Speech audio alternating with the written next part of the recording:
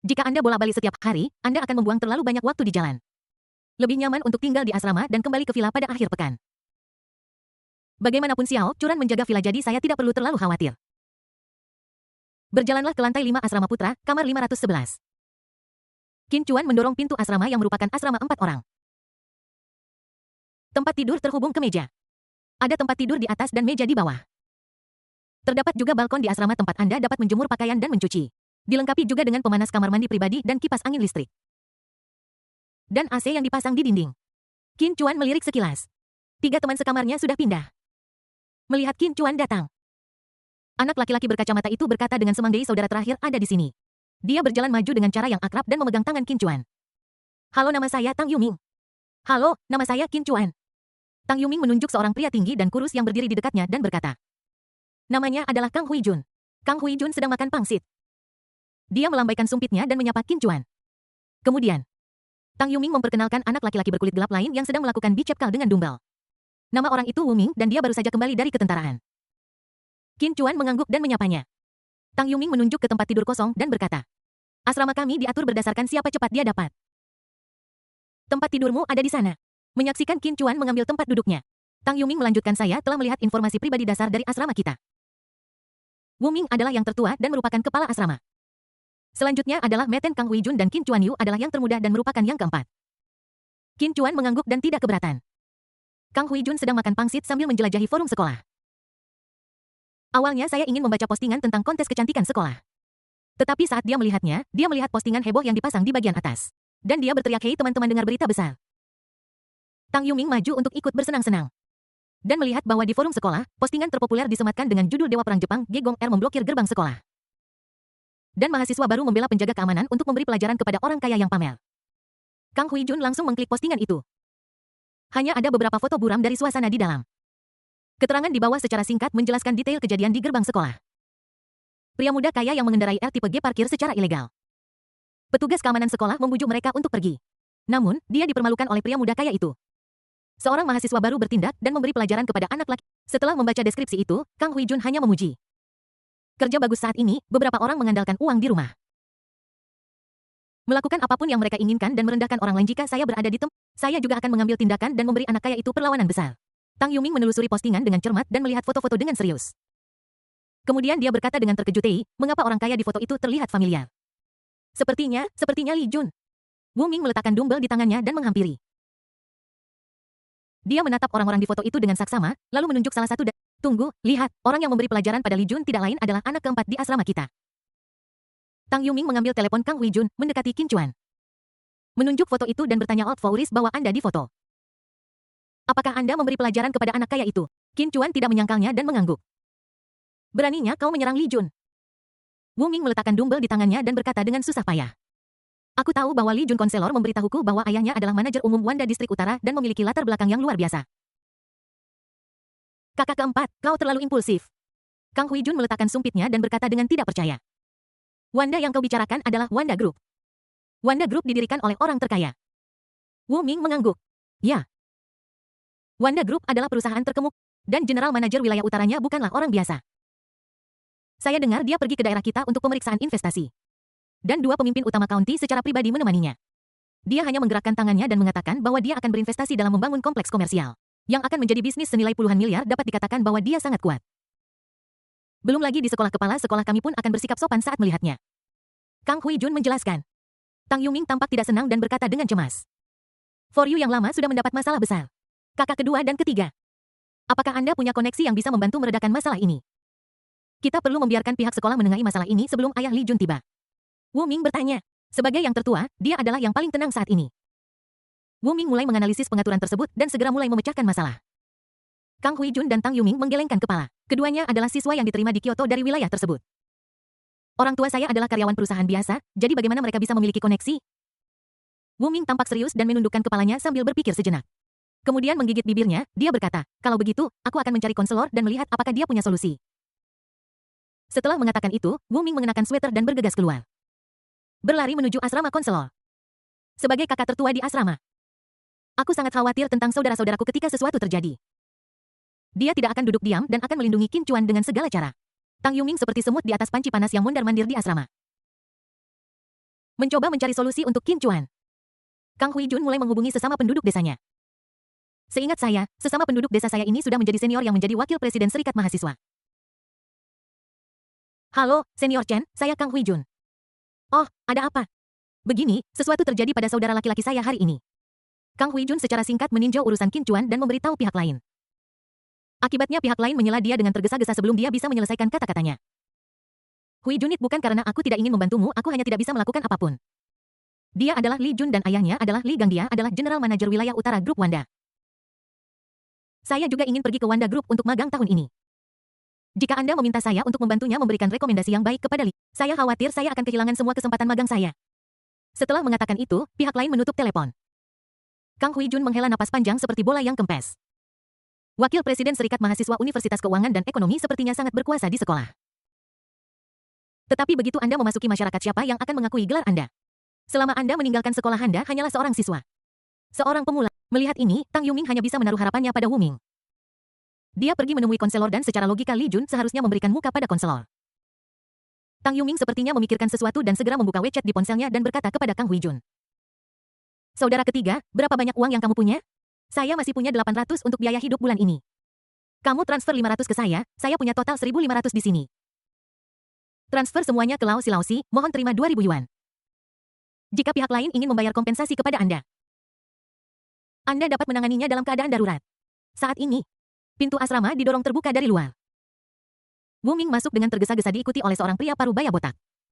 Ketika pria itu memasuki ruangan, auranya memancarkan aura keagungan yang tidak boleh dilanggar. Dia melihat sekeliling ruangan dan bertanya siapa Qin Chuan. Qin Chuan mengangkat tangannya aja, saya. Pria itu berkata dengan tatapan mencela di wajahnya. TSK, kamu Qin Chuan, apa kamu tahu berapa banyak masalah yang telah kamu sebabkan? Qin Chuan tampak acuh tak acuh dan berkata, bencana sebesar apa? Orang itu ingin menyerang satpam di gerbang sekolah. Dan aku menghentikannya, aku bertindak dengan berani, jadi bagaimana bisa dianggap sebagai bencana? Jika kamu tidak percaya padaku, kamu bisa pergi bertanya pada satpam. Dia bisa bersaksi untukku. Melihat Qin Chuan masih tidak menganggap serius masalah Li Jun, Wu Ming menjadi cemas dan berkata keempat, ini adalah penasihat kita. Guo Mingwei konselor Guo dia hadir untuk membantu Anda, jangan berpikir masalah Anda mudah. Sekarang semua orang mencoba mencari solusi untuk Anda, jadi bersikaplah serius. Wu Ming tidak terlalu menyalahkan Qin Chuan sebagai seorang kakak laki-laki. Dia beberapa tahun lebih tua dari mereka dan telah mengalami baptisan tentara dan masyarakat. Dia mengerti bahwa Qin Chuan seorang pemuda yang belum pernah mengalami badai apapun. Sangat berbahaya. Guo Minghuai berjalan ke pintu, menjulurkan kepalanya dan melihat sekeliling lalu menutup pintu dan berkata dengan suara rendah. Qin Chuan Yu mungkin tidak tahu keseriusan masalah ini. Ayah Li Jun adalah manajer umum wilayah utara Grup Wanda. Dia telah menyumbang 10 juta ke sekolah. Tahun ini sekolah sedang bersiap untuk melesat ke peringkat 200 universitas teratas di dunia. Prasyarat untuk mencapai peringkat 200 teratas adalah memiliki laboratorium kelas dunia. Laboratorium ini saja akan menelan biaya sangat besar, yaitu 50 juta. Saat ini masih ada sejumlah besar uang yang harus dikumpulkan hingga mencapai 50 juta penuh. Guo Huaiming mengatakan sebanyak ini sisa kata-katanya terlalu gamblang untuk dia ungkapkan secara langsung. Dia hanya bisa menggunakan pandangan untuk membuat mereka mengerti. Wu Ming segera mengerti maksud konselor. Sekolah saat ini kekurangan dana untuk membangun laboratorium. Tetapi Li Gang punya uang dan bersedia menyumbang. Namun tepat sebelum periode jendela donasi, putranya dipukuli di sekolah. Sebagai seorang ayah, bagaimana dia bisa membiarkannya? Orang kaya tidak peduli apakah itu benar atau tidak. Mereka hanya peduli untuk tidak terluka. Tang Yuming bergumam ketakutan seolah-olah dia mengingat sesuatu. Guo Huaiming menyentuh kepalanya yang halus dan berpikir keras untuk waktu yang lama. Dan berkata, baiklah, saya akan mencoba berbicara baik-baik dengan Li Jun sebagai seorang konselor. Sebelum ayahnya bergerak, kita bisa membuat masalah besar dari masalah kecil dan menanganinya. Itu yang terbaik. Terima kasih konselor, dengan kata-kata Guo Huaiming. Wu Ming merasa sedikit lega. Tidak peduli apapun, Li Jun adalah seorang mahasiswa Universitas Keuangan dan Ekonomi. Jadi dia harus memberikan pertimbangan kepada Buddha. Guo Huaiming segera mengeluarkan ponselnya dan menelepon Li Jun. Halo Li Jun, saya konselor Guo Huaiming. Ada apa? Nada bicara Li Jun di ujung telepon tidak ramah dan agak meremehkan. Ya, saya baru tahu tentang apa yang terjadi di gerbang sekolah. Qin Chuan adalah murid saya, sekarang anak muda memang sedikit impulsif. Anda harus menangani masalah ini secara pribadi. Sikap Guo Huaiming sangat tulus. Bahkan sedikit rendah hati. Tapi apa yang bisa saya lakukan? Saya hanyalah seorang konselor. Keluarganya sangat berkuasa dan mereka bahkan mungkin bisa membuatmu dipecat. Li Jun di ujung telepon mendengar sesuatu. Ternyata anak laki-laki itu tahu dia dalam masalah dan mencari konselor untuk menengahi. Li Jun mencibir dan berkata, haha Guo Huaiming, karena dia adalah muridmu. Aku bisa menyelesaikannya secara pribadi demi dirimu. Guo Huaiming menggunakan speakerphone. Dan kata-kata Li Jun membuat semua orang di asrama merasa lega. Kemudian Li Jun melanjutkan bayar saya 1 juta yuan untuk ganti rugi mental dan biaya pengobatan saya. Dan kemudian berlutut dan bersujud kepada saya di pertemuan sekolah. Aku akan membiarkan masalah ini berlalu. Kata-kata Li Jun langsung memukul semua orang. 1 juta lalu berlutut dan bersujud di depan seluruh sekolah untuk mengakui kesalahannya. Ini sangat menghina. Kondisi Li Jun. Li Jun tidak memberi Guo Huaiming kesempatan untuk berbicara. Menginterupsi dia dan berkata, itu saja yang saya minta jika dia tidak bisa melakukan. Biarkan saja dia menunggu, ayahku akan datang ke sekolah sore ini. Dan aku akan membuatnya keluar dari Universitas Keuangan dan Ekonomi saat itu. Juga, saya sudah memeriksa latar belakangnya dan dia berasal dari sebuah kabupaten kecil yang terpencil di Jiangning, kan? Ayah saya akan memberitahu para pemimpin kabupaten. Dan kemudian melarangnya di seluruh negeri. Saya akan membuatnya memohon makanan seumur hidupnya. Setelah mengatakan itu, Li Jun menutup teleponnya. Guo Huaiming meletakkan teleponnya. Melirik Qin Chuan dan berkata dengan sungguh-sungguh, Qin Chuan. Hal-hal telah sampai pada titik ini, Anda harus menanggung konsekuensi dari kesalahan Anda sendiri. Jika Anda tidak perlu khawatir tentang masa depan, kuatkan saja gigi Anda dan lewati semuanya. Jika tidak dengan kekuatan ayah Li Jun, dia benar-benar dapat menghancurkan hidup Anda. Tang Yuming menyarankan keempat tua, kita adalah orang yang bisa menekuk dan meregang. Ini hanya masalah 1 menit, selesaikan saja. Kang Hui Jun berkata, ya, bahkan Han Xin menderita penghinaan karena ditendang selangkangannya. Jangan menyerahkan masa depan cerahmu hanya demi sedikit. Wu Ming lebih praktis. Dia tidak berpikir Qin Chuan akan menyerahkan statusnya sebagai mahasiswa keuangan demi harga diri dan mengambil risiko dilarang oleh seluruh industri untuk bertarung dengan Li Jun. Satu-satunya hal yang dia pertimbangkan adalah kompensasi untuk Li Jun. Konselor Li Jun menginginkan 1 juta. Guo Huaiming menyipitkan matanya dan berkata, mengenai uangnya, saya akan berbicara dengan pimpinan sekolah untuk melihat apakah saya dapat membayarnya secara mencicil. Tang Yuming dan Kang Hui Jun sudah mentransfer uang kepada Qin Chuan. Dan Wu Ming segera menyalakan ponselnya. 4 tua. Ketika saya pensiun dari tentara, saya menerima subsidi sebesar 200.000 yuan, saya memberikan 100.000 yuan kepada keluarga saya, dan saya menyimpan 5.000 yuan dari sisanya. Sisa 95.000 yuan adalah milikmu semua. Setelah mengatakan itu, Wu Ming segera mentransfer Qin Chuan 95.000. Qin Chuan agak terharu ketika melihat 4 orang di depannya terus membantunya dengan uang dan tenaga. Dia membuka teleponnya dan mengembalikan semua transfer dari semua orang. 4 tua, apa yang kamu lakukan? Mengapa kamu mengembalikan uangnya? Wu Ming berkata dengan marah. Qin Chuan meregang menguap dan berkata, saya menghargai kebaikan semua orang, tetapi saya tidak akan menerima uang. Saya tidak melakukan kesalahan apapun, mengapa saya harus berlutut dan bersujud kepadanya untuk mengakui kesalahan saya? Sebaliknya, dia memukuli penjaga keamanan di gerbang sekolah. Saya berani dan benar dan saya adalah pihak yang benar. Jika saya meminta maaf kepadanya dan mengakui kesalahan saya, apakah itu adil? Guo Huaiming menggelengkan kepalanya setelah mendengar apa yang dikatakan Qin Chuan dan menghela nafas berulang kali. Alasio masih anak-anak, apa yang kau tahu? Tidak ada keadilan di dunia ini. Mereka punya uang dan kekuasaan, dan membunuhmu sama seperti membunuh semut. Kamu belum memasuki masyarakat, jadi kamu tidak akan mengerti. Setelah mengatakan itu, Guo Huaiming menggelengkan kepalanya dan meninggalkan asrama. Di matanya Qin Chuan masih muda dan energi dan tidak akan pernah menerima kondisi Li Jun. Sebagai seorang konselor, saya telah melakukan yang terbaik. Orang-orang lain di asrama itu seperti bola yang kempes. Mereka membantu sebisa mungkin, tetapi Qin Chuan terlalu keras kepala dan tidak mau mendengarkan mereka sama sekali. Kantor Presiden Universitas Keuangan dan Ekonomi. Hou Youde, Direktur Petugas Urusan Sekolah, bergegas masuk tanpa mengetuk. Kepala sekolah Chang Guoli, yang sedang beristirahat dengan mata tertutup di sofa. Terkejut, dia berteriak dengan marah, tidak bisakah kamu mengetuk sebelum masuk? Kamu harus membuatku terkena serangan jantung. Hou Youde menundukkan kepalanya saat dia ditegur. Prinsip sesuatu yang besar telah terjadi. Mata Chang Guoli menyipit. Ada apa? Hou Youde segera menceritakan semua yang terjadi di gerbang sekolah. Wajah Chang Guoli tenang dan dia berkata, Li Jun benar-benar keterlaluan. Dia mengandalkan kekuatan ayahnya untuk melakukan apapun yang dia inginkan. Aku dengar dari Guo Huaiming bahwa Li Jun menolak untuk menyelesaikan masalah ini secara pribadi dan bersikeras untuk melaporkannya kepada ayahnya. Kepala sekolah, Anda tahu bahwa Tuan Li paling menyayangi putranya ini. Chang Guoli membanting meja dan berkata dengan marah, Li Gang menyayangi putranya. Tetapi saya tidak menyayangi murid-murid saya. Dunia macam apa ini? Dia adalah orang pertama yang menyebabkan masalah dan ketika dia dihentikan, dia berbalik dan menyalahkan orang lain. Apakah ada hukum? Hou Youde memperhatikan Chang Guoli menyelesaikan amarahnya dan kemudian mengingatkannya. Presidentur Universitas Keuangan dan Ekonomi berusaha untuk berada di peringkat 200 teratas di dunia tahun ini. Dan laboratorium kelas dunia itu membutuhkan 50 juta. Tuan Li meminta tahun lalu untuk mensponsori 10 juta. Chang Guoli tiba-tiba teringat ini dan wajahnya berubah. Masuknya CUFE ke dalam 200 teratas dunia adalah pencapaian penting bagi saya untuk naik ke posisi yang lebih tinggi.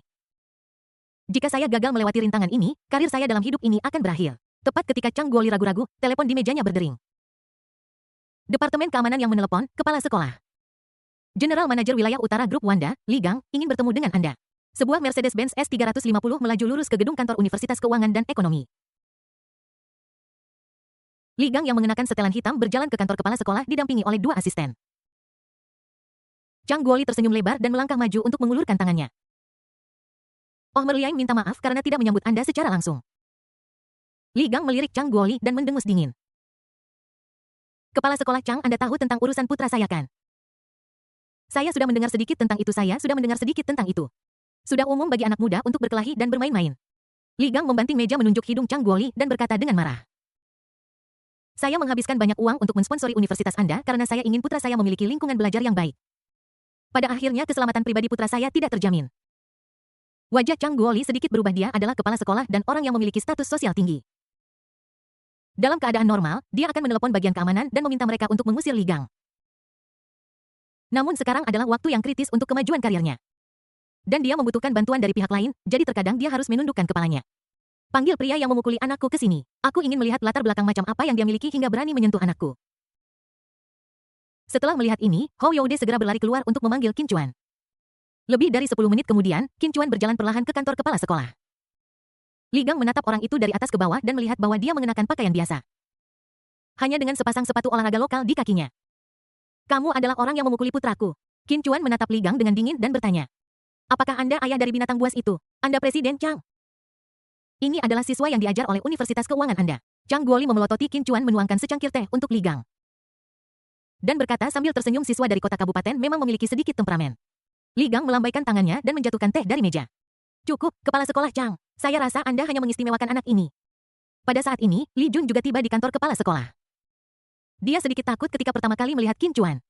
Tetapi ketika dia melihat ayahnya hadir, dia langsung menjadi arogan. Ayah, anak inilah yang menyerangku. Lihat, wajahku bengkak. Li Jun adalah putra tunggal Li Gang. Dia biasanya dimanja. Dia melihat bahwa bagian kanan wajah putranya bengkak. Li Gang sangat tertekan, kepala sekolah Chang. Lihat ini apa yang telah terjadi, kita tidak boleh membiarkan masalah ini berlalu. Kita harus menghukumnya dengan berat, dia harus dikeluarkan. Oh, jika saya bergerak Anda akan memecat saya, bagaimana dengan dia yang bergerak? Qin Chuan mengeluarkan ponselnya dan membuka album foto. Dan menemukan sebuah video. Dalam video tersebut, Li Jun meninju dan menendang satpam berusia 50 tahun itu. Menyebabkan dia jatuh ke tanah dengan kepala di tangannya. Itu karena orang tua ini terus mengganggu saya dan meminta saya memindahkan mobil sehingga saya mengambil tindakan. Li Jun membela diri. Chang Guoli tahu seluruh cerita dan berkata. Aku juga tahu tentang ini. Li Jun mengambil mobil. Sebelum kepala sekolah selesai. Li Gang membanting meja lagi dan berkata, kepala sekolah Chang. Kami sedang membahas anak laki-laki yang memukuli putra saya. Mengapa Anda berbicara tentang semua omong kosong itu? Apakah Anda akan memihak anak laki-laki yang memukuli saya ini? Li Gang sedikit menyipitkan matanya dan berkata. Presiden tahun ini adalah waktu kritis bagi Universitas Keuangan dan Ekonomi untuk memengaruhi OP200 dari peringkat universitas dunia. Anda tidak ingin gagal sekarang. Jika Anda tidak terpilih, karir Anda akan berakhir. Li Gang memahami betul titik sakit Chang Guoli. Usianya ada di depannya, jika dia ingin membuat kemajuan lebih lanjut dalam karirnya. Dia harus menyelesaikan tugas tahun ini agar bisa dipromosikan. Jika tidak, jika Anda melewatkannya, Anda akan berakhir bekerja sebagai Presiden Universitas Keuangan dan Ekonomi sampai pensiun. Chang Guoli tampak ragu-ragu. Di satu sisi, dia khawatir tentang perkembangan karirnya di masa depan. Dan di sisi lain dia khawatir tentang kepolosan murid-muridnya. Melihat kepala sekolah takut pada ayahnya. Li Jun bahkan lebih bangga, ayah, hari ini konselor anak ini datang kepada saya untuk meminta belas kasihan.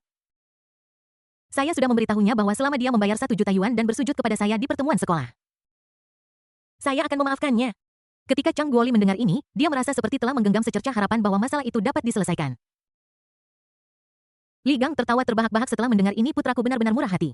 Kepala sekolah Chang Yu juga mendengar bahwa keluarga Li kami telah membuat konsesi terbesar. Sekarang tergantung pada ketulusan pihak sekolah.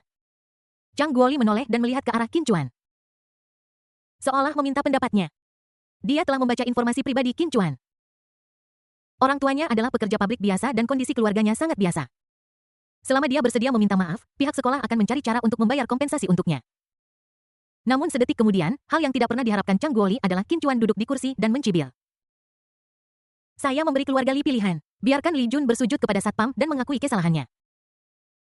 Dan membayar kompensasi 1 juta yuan, dan saya akan berpura-pura bahwa kejadian ini tidak pernah terjadi. Jika tidak, saya akan membuat seluruh keluargamu keluar dari Kyoto dan menghapus semua posisimu dari Wanda Group. Anda hanya punya 1 menit untuk mempertimbangkan. Begitu Qin Chuan mengatakan ini. Seluruh tempat menjadi sunyi. Kemudian ayah dan anak keluarga Li tertawa terbahak-bahak pada saat yang sama. Li Jun berkata, Yo, menurutmu siapa kamu? Kau meminta keluarga Li kami untuk keluar dari Kyoto dan menghapus semua posisi ayahku di Wanda Group. Apakah kau tahu posisi apa yang ayahku pegang di Wanda Group? Ayah saya adalah General Manager Wilayah Utara Wanda Group. Dia adalah orang kedua setelah General Manager di grup dan berada di atas semua orang. Qin Chuan mengabaikan Li Jun dan berkata 40 detik tersisa. Sebelum Li Gang datang, dia menelepon direktur kantor urusan sekolah untuk menanyakan tentang identitas Qin Chuan. Ini adalah keluarga dengan 2 penghasilan dan mereka berasal dari kota kecil.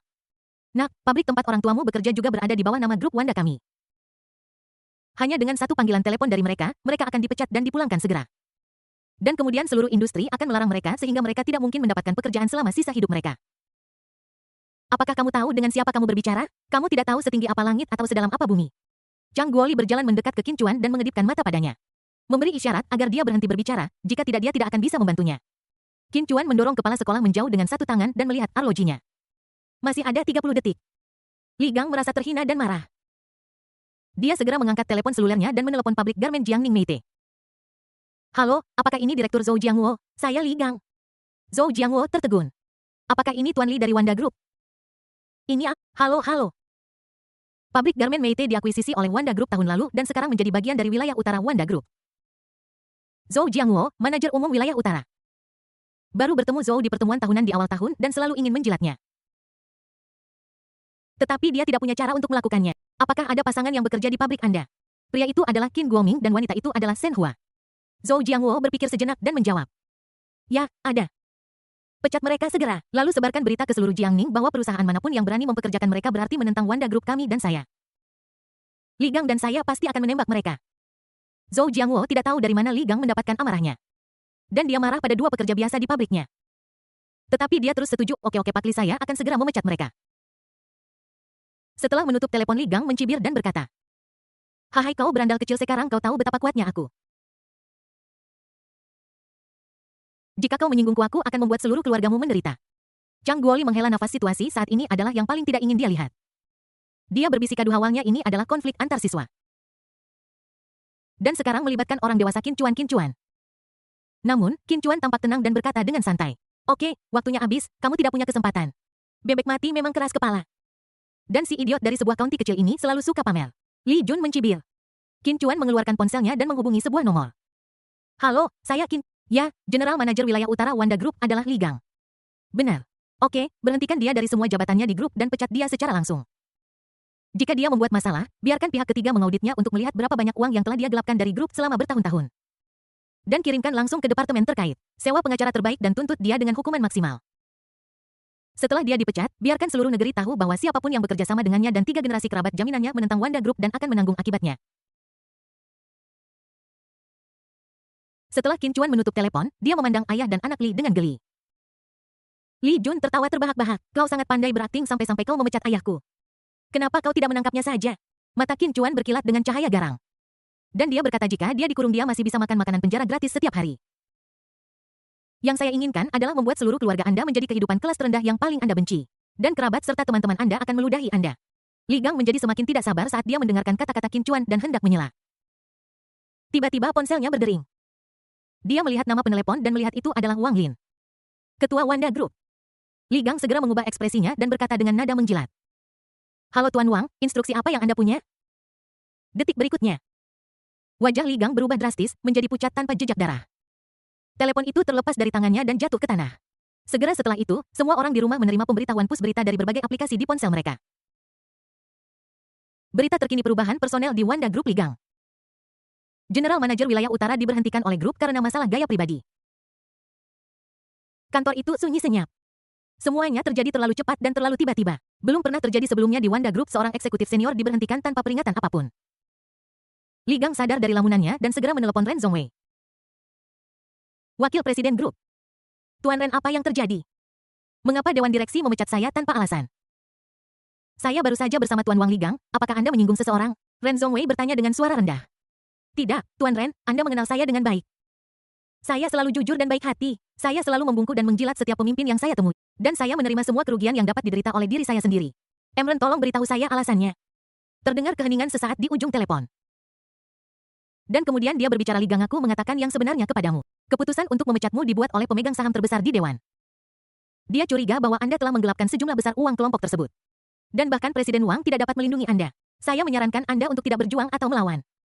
Si orang penting itu memegang 3 saham lebih banyak daripada Tuan Wang dan Anda tidak bisa mengalahkannya sama sekali." Jika Anda menginginkan pesangon, mereka akan memulai audit pihak ketiga pada Anda. Setelah mengatakan itu, Ren Zhongwei menutup telepon. Li Gang duduk di sofa. Berapa banyak orang di posisinya yang memiliki pantat bersih? Dia menatap Qin Chuan dan berkata dengan gemetar. You Yu adalah pemegang saham terbesar Wanda Group. Anda mengetahuinya terlalu mustahil, benar-benar mustahil. Kamu hanyalah warga kelas rendah dari kota kecil di kabupaten. Tidak mungkin kamu orang itu. Qin Chuan tersenyum dingin dan tidak berdebat dengannya. Li Jun menyaksikan ayahnya dijatuhkan oleh kelompok itu. Dan dia takut identitasnya sebagai Tuan Li akan hilang. Ayah, apa yang harus kita lakukan? Apakah keluarga kita akan berakhir?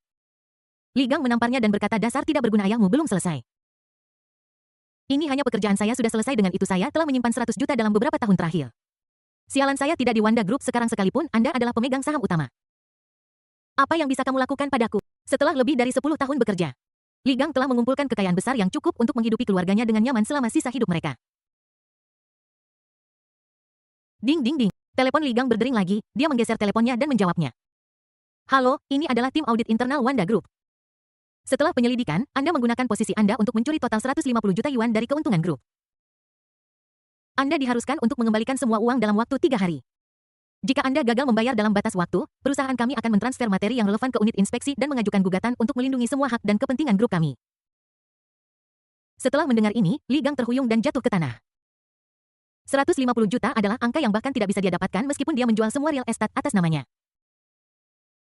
Hal pertama yang dia pikirkan adalah segera mengalihkan propertinya. Tetapi dia menemukan bahwa semua akunnya dalam status tidak normal dan dibekukan. Ini mendorong dirimu ke jalan buntu. Dia sangat sombong beberapa saat yang lalu.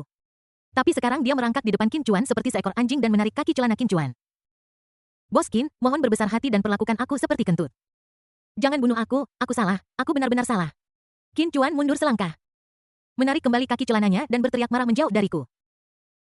Melihat ini, Li Gang mengambil bangku kayu di kantor dan menghantamkannya ke putranya Li Jun. Kamu bajingan sialan, aku mengirimmu ke sini untuk belajar, tetapi kamu bertingkah sembrono. Jika kamu menyinggung Bos Qin, aku akan memukulmu sampai mati hari ini. Li Jun dipukuli oleh ayahnya dan berteriak berguling-guling di lantai kantor. Kursi kayu itu rusak, tetapi Li Gang masih belum puas. Jadi dia mengeluarkan ikat pinggangnya dan mulai memukuli anak itu. Chang Guoli tercengang dan dengan cepat memanggil bagian keamanan untuk mengeluarkan ayah dan anak itu. Setelah keduanya dibawa oleh beberapa petugas keamanan, Chang Guoli menghela napas dalam-dalam dan duduk di sofa. Li Gang dipecat dari Wanda Group dan sekarang dikejar karena uang curian. 10 juta yuan yang dia janjikan untuk disumbangkan ke sekolah pasti akan sia-sia. Sudah berakhir, mungkin aku bisa mencapai peringkat OP 200 di dunia. Dia melirik Qin Chuan lagi dan berkata, Qin Chuan, kembali berhati-hatilah saat Anda melakukan sesuatu yang benar lain kali. Chang Guoli berbaring telentang, matanya tertuju pada langit-langit. Saya telah memiliki jalur karir selama beberapa dekade dan itu penuh dengan pasang surut. Saya telah bekerja sangat keras untuk membuat kemajuan lebih lanjut. Saya bisa saja melangkah lebih jauh, tetapi saya tidak menyangka akan gagal di sini. Dia tidak bisa menahan diri untuk tidak membacakan seorang penyair dari dinasti Song di pakaian pagi Mei Feng. Debu menutupi sepatu bot saya pernah memakai tongkat tipis untuk berbicara dengan Yan He. Saya sudah lama menemukan gaun pertama saya di sapu tangan. Mengapa saya harus merindukan sarang tua di tenda brokat? Hanya ada sedikit orang di dunia yang bisa membaca, selalu ada banyak hal yang tidak memuaskan. Aku telah menjalani hidup yang sepi karena terlalu perfeksion. Aku sudah tua dan baru kemudian aku terkejut dengan waktu yang telah terbuang sia-sia. Qin Chuan tidak mengerti mengapa kepala sekolah menghela nafas seperti itu. Jadi dia bertanya kepada Hou Youde, direktur kantor urusan akademik di sebelahnya. Pihak lain secara singkat menjelaskan laboratorium dan peringkat sekolah. Alas, pada saat-saat terakhir, semua upaya sia-sia. Apakah mahal untuk membangun laboratorium? Tentu saja. Yang ingin kita bangun adalah laboratorium kelas dunia, bukan proyek kesombongan. Ini adalah laboratorium yang benar-benar berguna bagi negara dan dapat mengembangkan berbagai. Biaya untuk membangun yang terkecil adalah 50 juta. Para pemimpin di atas berjanji untuk mengalokasikan 40 juta. Dan Merlino Li Gang juga berjanji untuk menyumbang 10 juta. Sebagai hasilnya, oh, hanya kurang 10 juta. Aku akan membayarnya. Qin Chuan berkata dengan santai. Telinga Chang Guoli bergerak dan dia melompat dari sofa. Yu Qin Chuan, mahasiswa Qin, apakah kamu mengatakan yang sebenarnya? Qin Chuan tersenyum tipis dan tidak mengatakan apapun. Angkat teleponnya. Buka perbankan online dan masukkan nomor rekening yang digunakan untuk membayar uang sekolah sebelumnya. Selanjutnya, tekan layar dengan jari Anda untuk verifikasi sidik jari. Dalam waktu kurang dari 1 menit transfer berhasil. Dia mengangkat antarmuka transfer yang berhasil dan menggoyangkannya. Bolehkah saya pergi sekarang? Chang Guoli dan Hou Youde menelan air liur mereka pada saat yang sama. Terlalu terkejut untuk berbicara. Jadi ini berarti donasi langsung sebesar 10 juta. Bukankah ini terlalu kasual? Bahkan tidak ada satupun permintaan. Saat Qin Chuan membuka pintu kantor, seorang pria datang berlari dari luar. Pihak lainnya adalah Direktur Kantor Keuangan Sekolah. Dia berkata kepada Chang Guoli dengan ekspresi terkejut. Kepala sekolah rekening sekolah tiba-tiba menerima sejumlah 10 juta yuan. Apa yang harus saya lakukan? Saat Qin Chuan berjalan keluar dari gedung perkantoran, sebuah perintah sistem muncul di depannya. Selamat kepada penantang. Selesaikan misi sampingan. Sponsori amal. Hadiah QS dapatkan keterampilan puncak medis level. Catatan. Seni bela diri dibagi menjadi 9 tingkat, setiap tingkat dibagi menjadi 4 tahap. Entry kecil keberhasilan besar dan puncak. Antarmuka sistem memudar. Dan sejumlah besar pengetahuan medis tiba-tiba membanjiri pikiran Qin Chuan. Dia secara pasif dijejali dengan pengetahuan medis yang tidak dapat dibayangkan oleh orang biasa. 1 jam kemudian Qin Chuan menghela napas lega. Dalam beberapa menit terakhir sistem memaksanya untuk menyerap 1,000 kata pengetahuan medis yang mencakup penyakit dalam, bedah kebidanan dan ginekologi, pediatrik, patologi, laboratorium penyakit menular, pengobatan preventif, pengobatan tradisional Tiongkok DEL. Dia sekarang berada di tingkat seorang profesor medis profesional penuh disiplin. Ini hanyalah puncak kekuatan dari tingkat pertama kedokteran. Jika Qin Chuan terus meningkatkan kemampuannya, itu akan menjadi tak terbatas dan menakutkan. Setelah pulih dari keterkejutan, Qin Chuan hendak menuju asrama. Tiba-tiba ada keributan tidak jauh di depan. Kakek. Kakek seorang gadis berseragam olahraga putih berlutut di tanah. Menopang seorang pria tua di tangannya. Pria tua itu jatuh ke tanah dengan mata tertutup. Jelas pingsan. Area itu dikelilingi oleh siswa yang lewat. Tetapi mereka semua dari sekolah keuangan, bukan sekolah kedokteran. Dan tidak seorang pun dari mereka tahu bagaimana Beberapa orang mengeluarkan ponsel mereka dan menelepon klinik sekolah. Beberapa orang menelepon rumah sakit dan meminta ambulans. Namun kondisi lelaki tua itu saat ini sedemikian rupa sehingga ia mungkin tidak dapat bertahan hidup sebelum staf medis tiba. Qin Chuan bergegas meraih pergelangan tangan lelaki tua itu dan memeriksa denyut nadinya. Alisnya berkerut, dia berada di ambang kematian, napasnya telah berhenti. Detak jantungnya melemah hingga hampir nol, darah mengalir mundur ke seluruh tubuhnya. Dan jantung, hati, limpa, paru-paru dan ginjalnya gagal dengan cepat. Gadis itu sudah panik, kakeknya akhirnya datang ke sekolah untuk menemuinya hari ini. Tetapi 3 pria berjas hitam berlari keluar dari kerumunan. Ketiga pria itu jelas seniman bela diri dengan tubuh yang kokoh. Melihat lelaki tua itu terbaring di tanah, dia juga terkejut. Nona, Tuan. Gadis itu berteriak kepada pria berbaju hitam. Dokter Kal, panggil dokter dengan cepat. Pria berpakaian hitam itu tidak berani menunda dan segera mengeluarkan ponsel khususnya dan memutar nomornya. Tunggu, tidak ada gunanya memanggil dokter, kata Qin Chuan. Gadis itu tertegun. Lalu membalas, tidak mungkin, kakek saya selalu dalam keadaan sehat dan tidak memiliki penyakit bawaan apapun. Tidak akan terjadi apapun padanya. Ngohe tidak sakit, dia terobsesi dengan seni bela diri dan telah tersesat. Menyebabkan semua meridian di tubuhnya terputus dan ki serta darahnya mengalir mundur. Mata indah gadis itu tiba-tiba terbuka dan dia menatap pemuda di depannya dengan tidak percaya. Bagaimana dia tahu bahwa kakeknya berlatih seni bela diri? Tapi aku tidak bisa memikirkan banyak hal sekarang, peduli apa? Aku harus membiarkan dokter memeriksanya terlebih dahulu. Kakek. Kamu tidak boleh berada dalam masalah. Gadis itu memegang tangan lelaki tua itu dan Qin Chuan menghela napas ringan dan mengeluarkan botol kecil dari lengannya. Yang mengandung esensi kehidupan. Dia membuka tutupnya dan menuangkan cairan itu ke mulut lelaki tua itu. Apa yang kamu lakukan? Apakah kamu akan menyakiti kakekku? Gadis itu mendorong Qin Chuan menjauh. Botol kaca di tangannya jatuh ke tanah dan pecah. Untungnya, lelaki tua itu telah meminum semua 10 ml esensi kehidupan. Gadis itu menunjuk hidung Qin Chuan dan berkata dengan marah. Apa yang kamu berikan kepada kakekku untuk diminum? Apa kamu pikir kakekku belum mati dan dengan sengaja meracuninya lagi? Mendengar hal ini, ketiga pria berpakaian hitam itu segera maju untuk mengepung Qin Chuan. Siap menjatuhkannya. Pada saat ini, lelaki tua yang terbaring tak sadarkan diri di tanah tiba-tiba berbicara. Jangan kasar. Setelah mendengar ini, pria berpakaian hitam itu segera menghentikan serangannya. Kakek, gadis itu menangis dengan gembira ketika melihat kakeknya bangun. Orang tua itu membelai rambut cucunya dan berkata, Xiao Qiongyu pasti ketakutan, kakek baik-baik saja. Dengan bantuan cucunya, orang tua itu perlahan berdiri. Dia membungkuk pada Qin Chuan dan, terima kasih atas bantuan Anda, bolehkah saya menanyakan nama Anda? Qin Chuan. Orang tua itu bertingkah sangat rendah hati dan Qin Chuan menjawab dengan 2 kata acuh tak acuh. Gadis itu melihat ini dan sangat tidak puas. Kakek saya adalah orang dengan status yang sangat tinggi. Bagaimana bisa dia merendahkan diri memperlakukan anak laki-laki apa sikapmu berbicara dengan kakekku seperti itu? Xiao Qiong, jangan kasar begitu, orang tua itu dan terus berkata kepada Qin Chuan, Tuan Qin, nama saya Kung Fu. Dan dia adalah cucu perempuan saya Fang Qiong, maafkan saya atas ketidaksopanan saya. Qin Chuan melambaikan tangannya, bagaimana mungkin dia repot-repot dengan gadis bodoh. Meskipun Kung Fu sadar kembali, dia masih batuk dan sangat lemah. Penyakitmu disebabkan oleh kerasukan setan, meridianmu tidak teratur. Dan jantung, hati, limpa, paru-paru, dan ginjalmu semua terluka. Selain itu jangka waktu terlalu lama satu tabung esensi kehidupan tidak cukup untuk memperbaiki luka dalammu sepenuhnya. Fang Qiong mendengar ini dan meneteskan air mata kesedihan. Kung Fu menepuk bahunya dan berkata jangan menangis Xiao Qiong. Kakek sudah hidup sampai usia 80 tahun, itu sudah cukup. Hanya karena saya dengan paksa meningkatkan wilayah seni bela diri saya untuk melawan musuh, saya berakhir dalam situasi saya saat ini. Tuan King, karena Anda memahami kondisi kakek saya. Apakah Anda punya cara untuk mengobatinya? Fang Qiong memegang erat tangan Kung Fu dan menatap Qin Chuan dengan mata indahnya mengungkapkan sedikit harapan. Sebagai cucu dari pria tua itu, dia sering melihat kakeknya batuk kesakitan di rumah. Seluruh keluarga mengunjungi dokter-dokter terkenal di seluruh negeri. Tetapi semua tidak berdaya. Merkinas selama Anda dapat menyembuhkan kakek saya.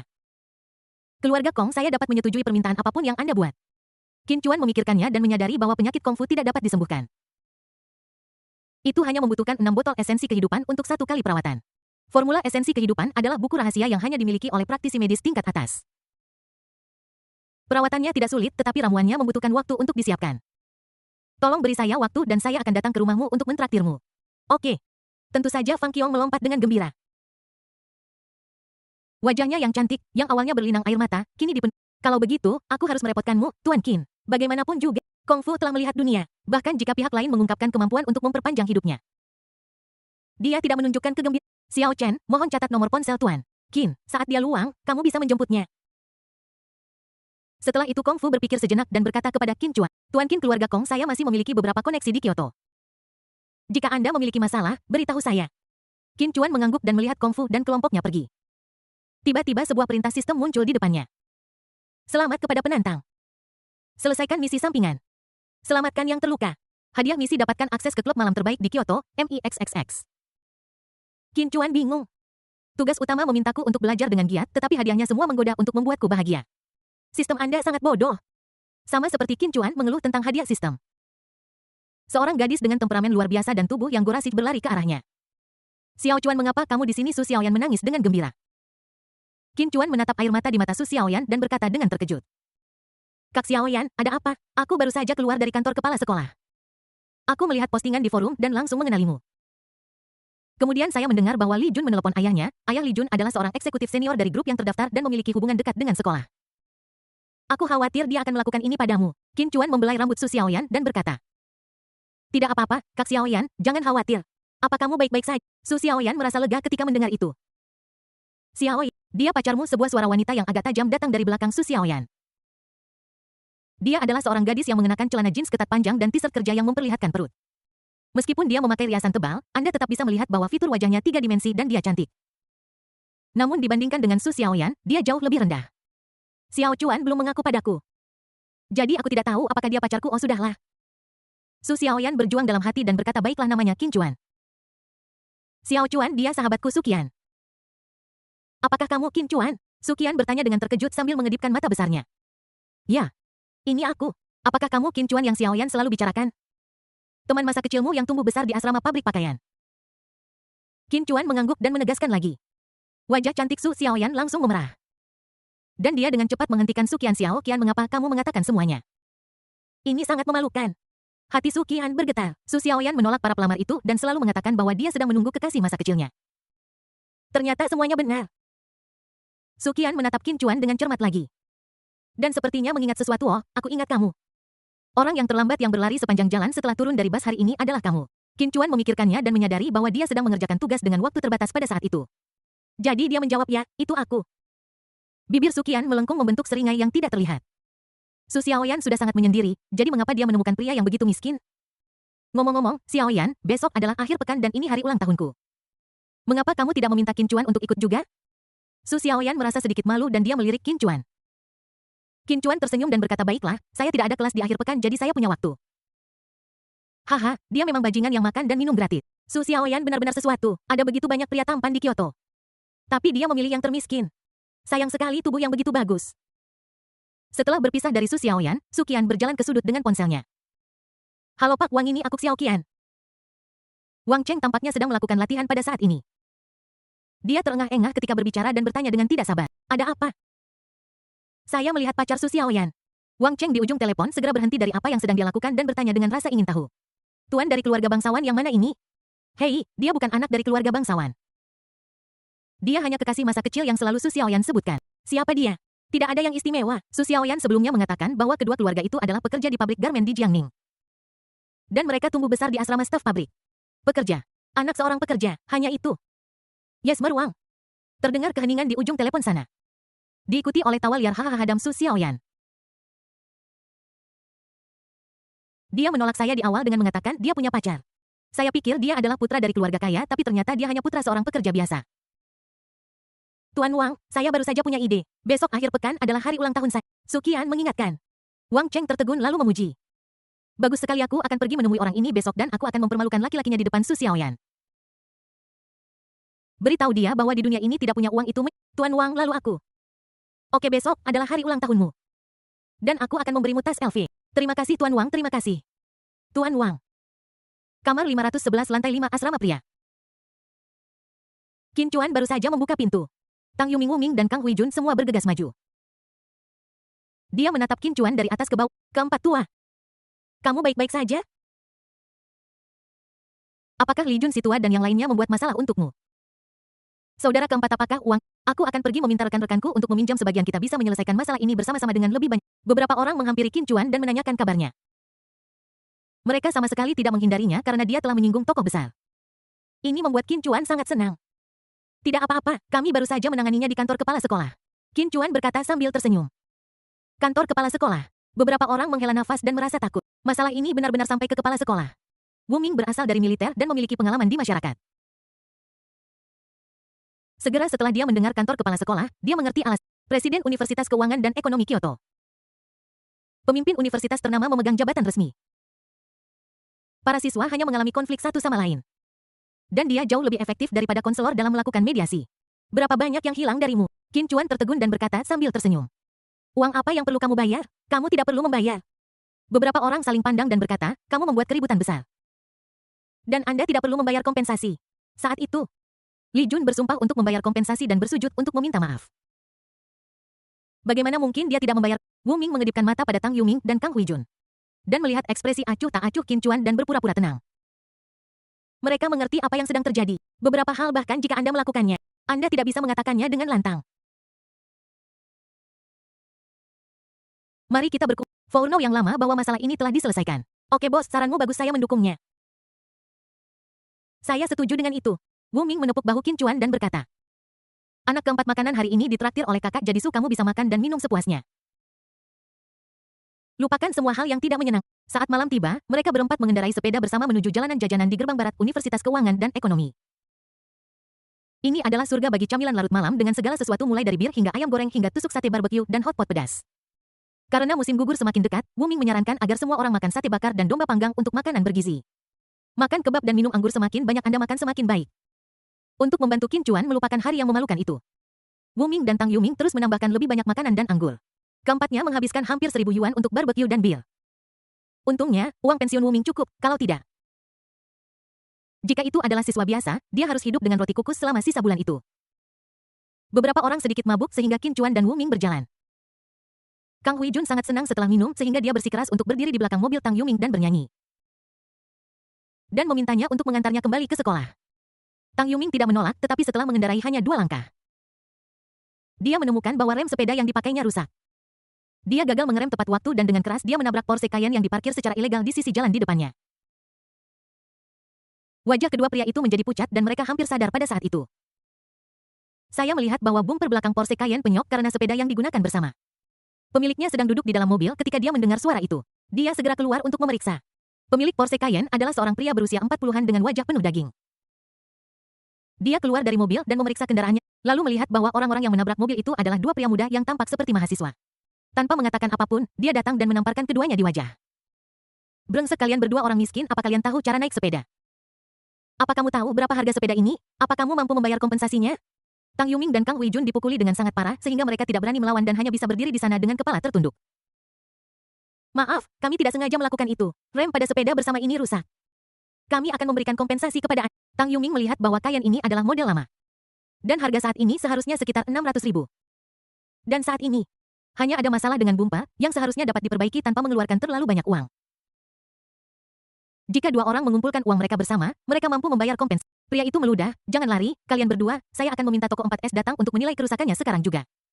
Pihak lain menelepon dan segera orang-orang dari toko 4S tiba di tempat kejadian. 3 pria besar memakai rompi keluar dari sebuah Porsche Panamera. Pemimpinnya adalah seorang pria botak. Pria itu maju dan memberinya sebatang rokok. Saudara Long, mengapa kamu datang sendiri selarut ini? Saudara Long mengangguk dan mengambil rokok. Hong Tao, tunggu sebentar, saya akan minta seseorang memeriksanya. Staf di sekitar saudara Long maju untuk memeriksa masalah kendaraan dan dengan cepat menyimpulkan. Observasi awal menunjukkan bahwa bumper belakang tergores.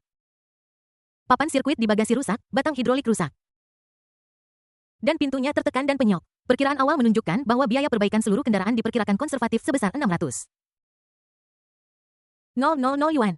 Ketika Tang Yuming dan Kang Huijun mendengar harga itu, mereka terkejut. 600.000 bagaimana bisa sebanyak itu? Kami baru saja menyenggol bempernya sedikit. Hong Tao berkata dengan marah. Kalian berdua orang miskin, apa kalian tahu mobil macam apa ini?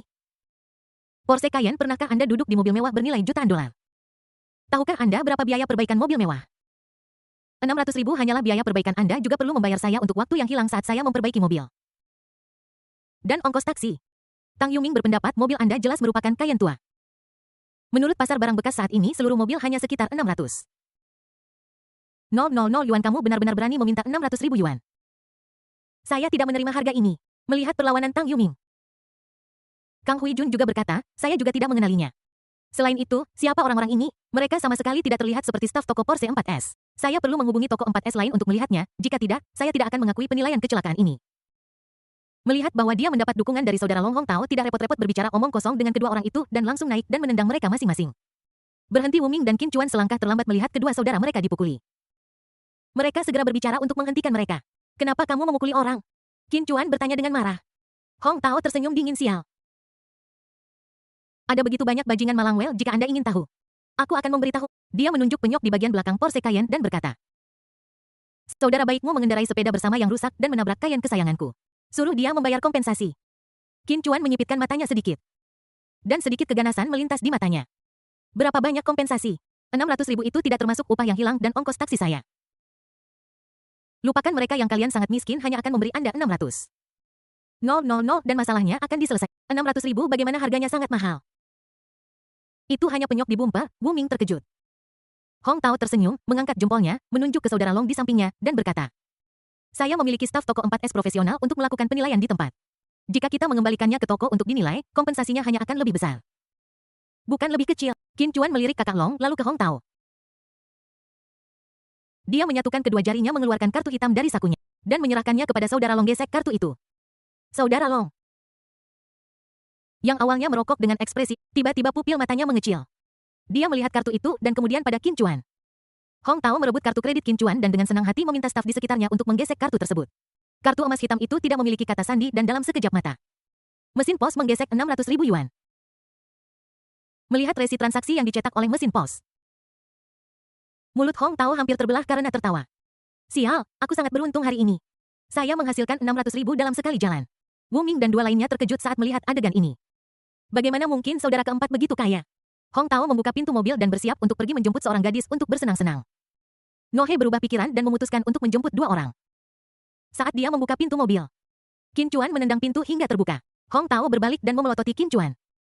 Apa yang ingin kamu lakukan? Qin Chuan memasukkan tangannya ke dalam saku dan berkata dengan dingin. Masalah mobil sudah selesai tetapi kamu harus membayar kembali saudaraku karena pemukulan itu. Hong Tao tidak senang ketika mendengar ini. Dia mengedipkan mata pada saudara Long di sampingnya dan berbisik.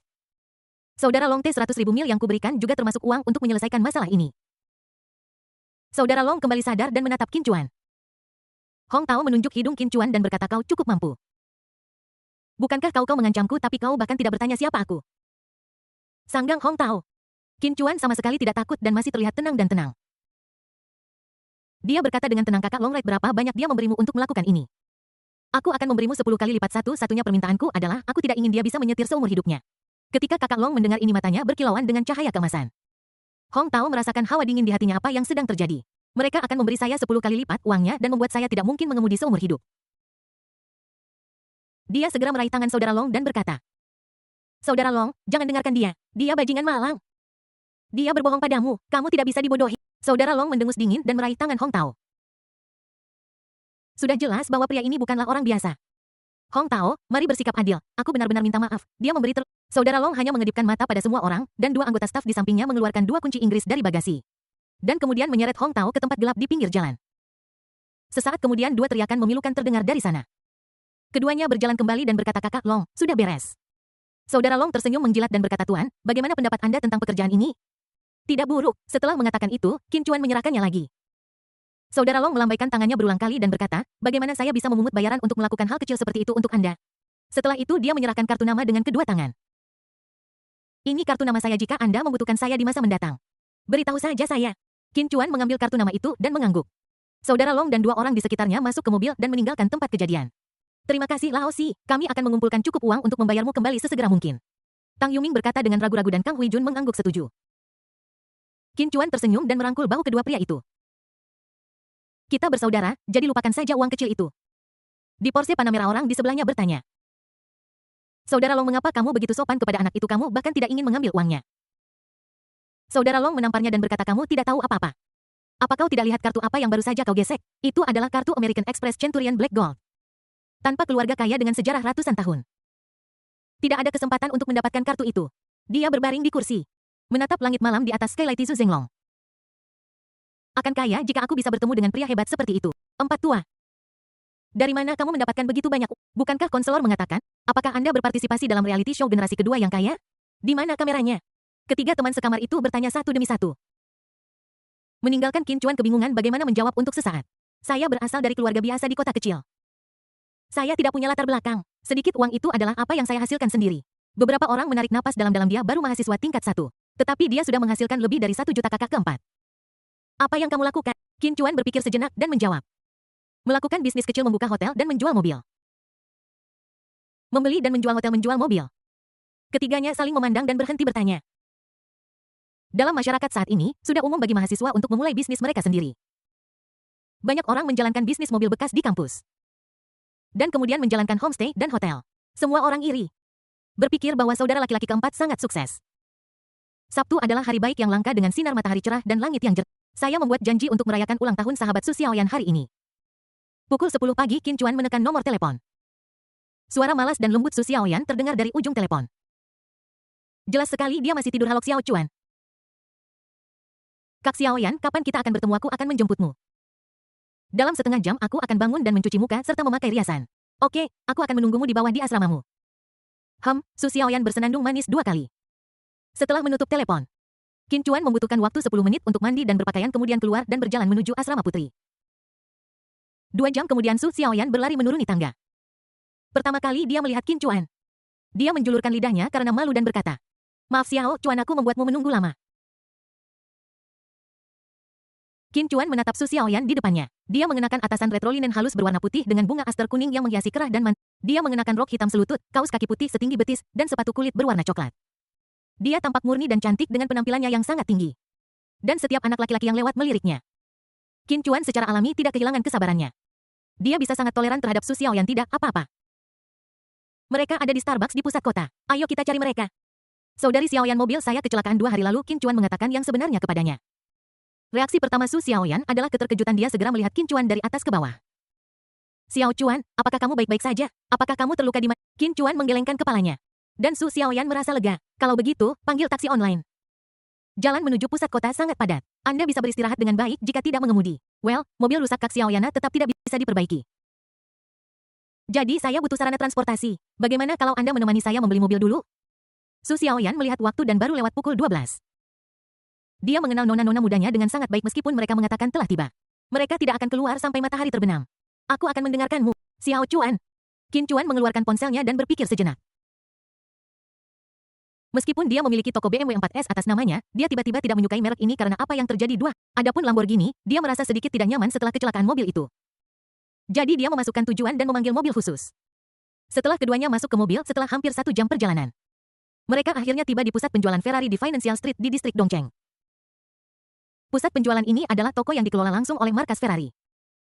Dan standar penerimaannya lebih tinggi daripada toko agensi lainnya. Dapat menyesuaikan aksesori model unik dan lainnya. Seluruh pusat penjualan Ferrari meliputi 2 lantai dan terdiri dari 2 toko. Dari luar, area tersebut tampak tidak luas. Tetapi kedalaman di dalamnya sangat luas. Melihat sekeliling, dinding di sepanjang jalan semuanya dibangun dengan 1 lembar kaca. Orang yang lewat dapat melihat sekilas jiwa merah olahraga toko yang glamor. Qin Chuan membawa Su Xiaoyan ke pusat penjualan dan aroma elegan dan tenang menyambut mereka. Nuansa kemewahan langsung menghampiri hati mereka. Aula itu sangat sunyi. Selain berbagai model Ferrari yang dipamerkan dan beberapa anggota staf yang mengenakan setelan jas dan kaki hitam panjang, tidak ada orang lain. Lagi pula setiap Ferrari harganya jutaan, yang sama sekali tidak terjangkau bagi orang biasa. Orang biasa hanya akan berdiri di luar toko dan melihat melalui kaca. Tetapi hanya sedikit yang punya keberanian untuk datang dan berkunjung. Binatang buas mekanis itu yang seringkali memiliki ratusan tenaga kuda, duduk dengan tenang di ruang pameran menunggu pemiliknya. Halo Bapak, Ibu, selamat datang di pusat penjualan Ferrari. Apakah Anda sudah membuat janji? Seorang wanita muda yang tinggi dan elegan mengenakan kacamata setengah bingkai hitam maju untuk menyambut saya. Dia mengenakan setelan hitam penjualan profesional rok ketat, stoking hitam dan sepatu hak tinggi. Pakaian yang dipotong dengan baik dengan sempurna memamerkan sosoknya yang montok. Meskipun dia memasang senyum profesional di wajahnya, dia tetap memancarkan kesan berjarak.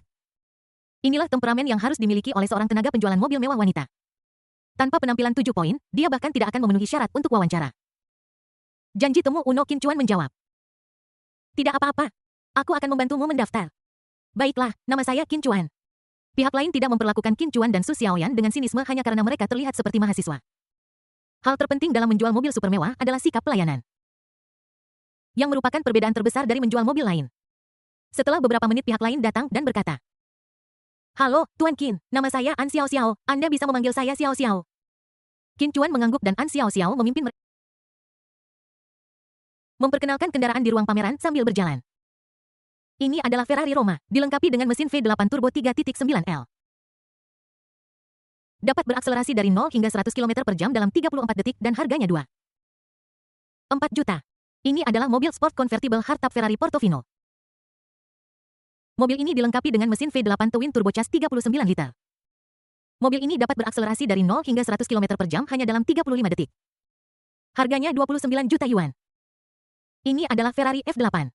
Setelah ditingkatkan, mesin V8 Twin Turbocharged 39 liter dapat menghasilkan daya maksimum 818 tenaga kuda dan torsi puncak 930 Nm. Hanya dibutuhkan 26 detik untuk berakselerasi dari 0 hingga 100 km per jam. Dan memiliki kecepatan tertinggi 340 km per jam. Ini adalah Ferrari SF90 Speedster, mobil sport convertible hybrid plug-in produksi massal pertama dari Ferrari. Ia ditenagai oleh mesin V8 turbocharged dan 3 motor listrik. Dengan output maksimum 1000 tenaga kuda, ia dilengkapi dengan sistem penggerak semua roda. Dan dapat berakselerasi dari 0 hingga 100 km hanya dalam 5 detik dan dari 0 hingga 200 km hanya dalam 70 detik. Harganya sedikit lebih tinggi dari dua sebelumnya, dengan 498 juta yuan. Qin Chuan mendengarkan perkenalan An Xiao Xiao dan kemudian melihat ke arah Su Xiaoyan. Saudari Xiaoyan, menurutmu mana yang lebih baik? Su Xiaoyan melengkungkan bibirnya dan berkata, sepertinya mereka tidak terlalu tampan, mereka semua terlihat sama. An Xiao Xiao merasa malu di dalam hatinya. Ternyata di mata wanita, perbedaan terbesar dari mobil sport adalah logonya. Tiba-tiba, Su Xiaoyan menarik Qin Chuan dan berjalan ke bagian terdalam dari ruang pameran. Dia menunjuk ke sebuah Ferrari di bagian paling dalam dan berkata, Xiao Chuan, yang ini terlihat bagus, berbeda dari yang lain. Menurutku itu sangat cocok untukmu. An Xiao Xiao dengan cepat mengikuti dan melihat bahwa mobil yang ditunjuk Su Xiaoyan adalah supercar andalan Ferrari, La Ferrari. La Ferrari umumnya dikenal sebagai La Ferrari dalam bahasa Mandarin. Mobil ini dilengkapi dengan mesin naturally aspirated 63 LV12 dengan daya keluaran maksimum 800 tenaga kuda. Motor eksternal dapat menghasilkan 163 tenaga kuda dan torsi maksimum 900 Nm.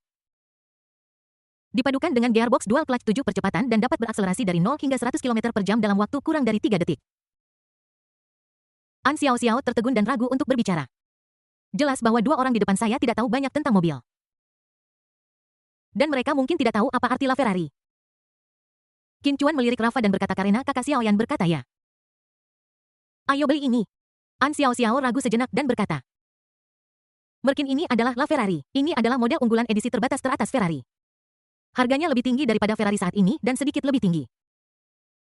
An Xiao Xiao menggunakan bahasa yang paling bijaksana untuk mengungkapkan keunikan Rafa. Hal ini juga menyiratkan kepada dua orang di depan mereka bahwa Rafa adalah seseorang yang hanya bisa mereka lihat tetapi tidak bisa mereka raih. Anda tahu harga awal La Ferrari ini adalah 25 juta yuan.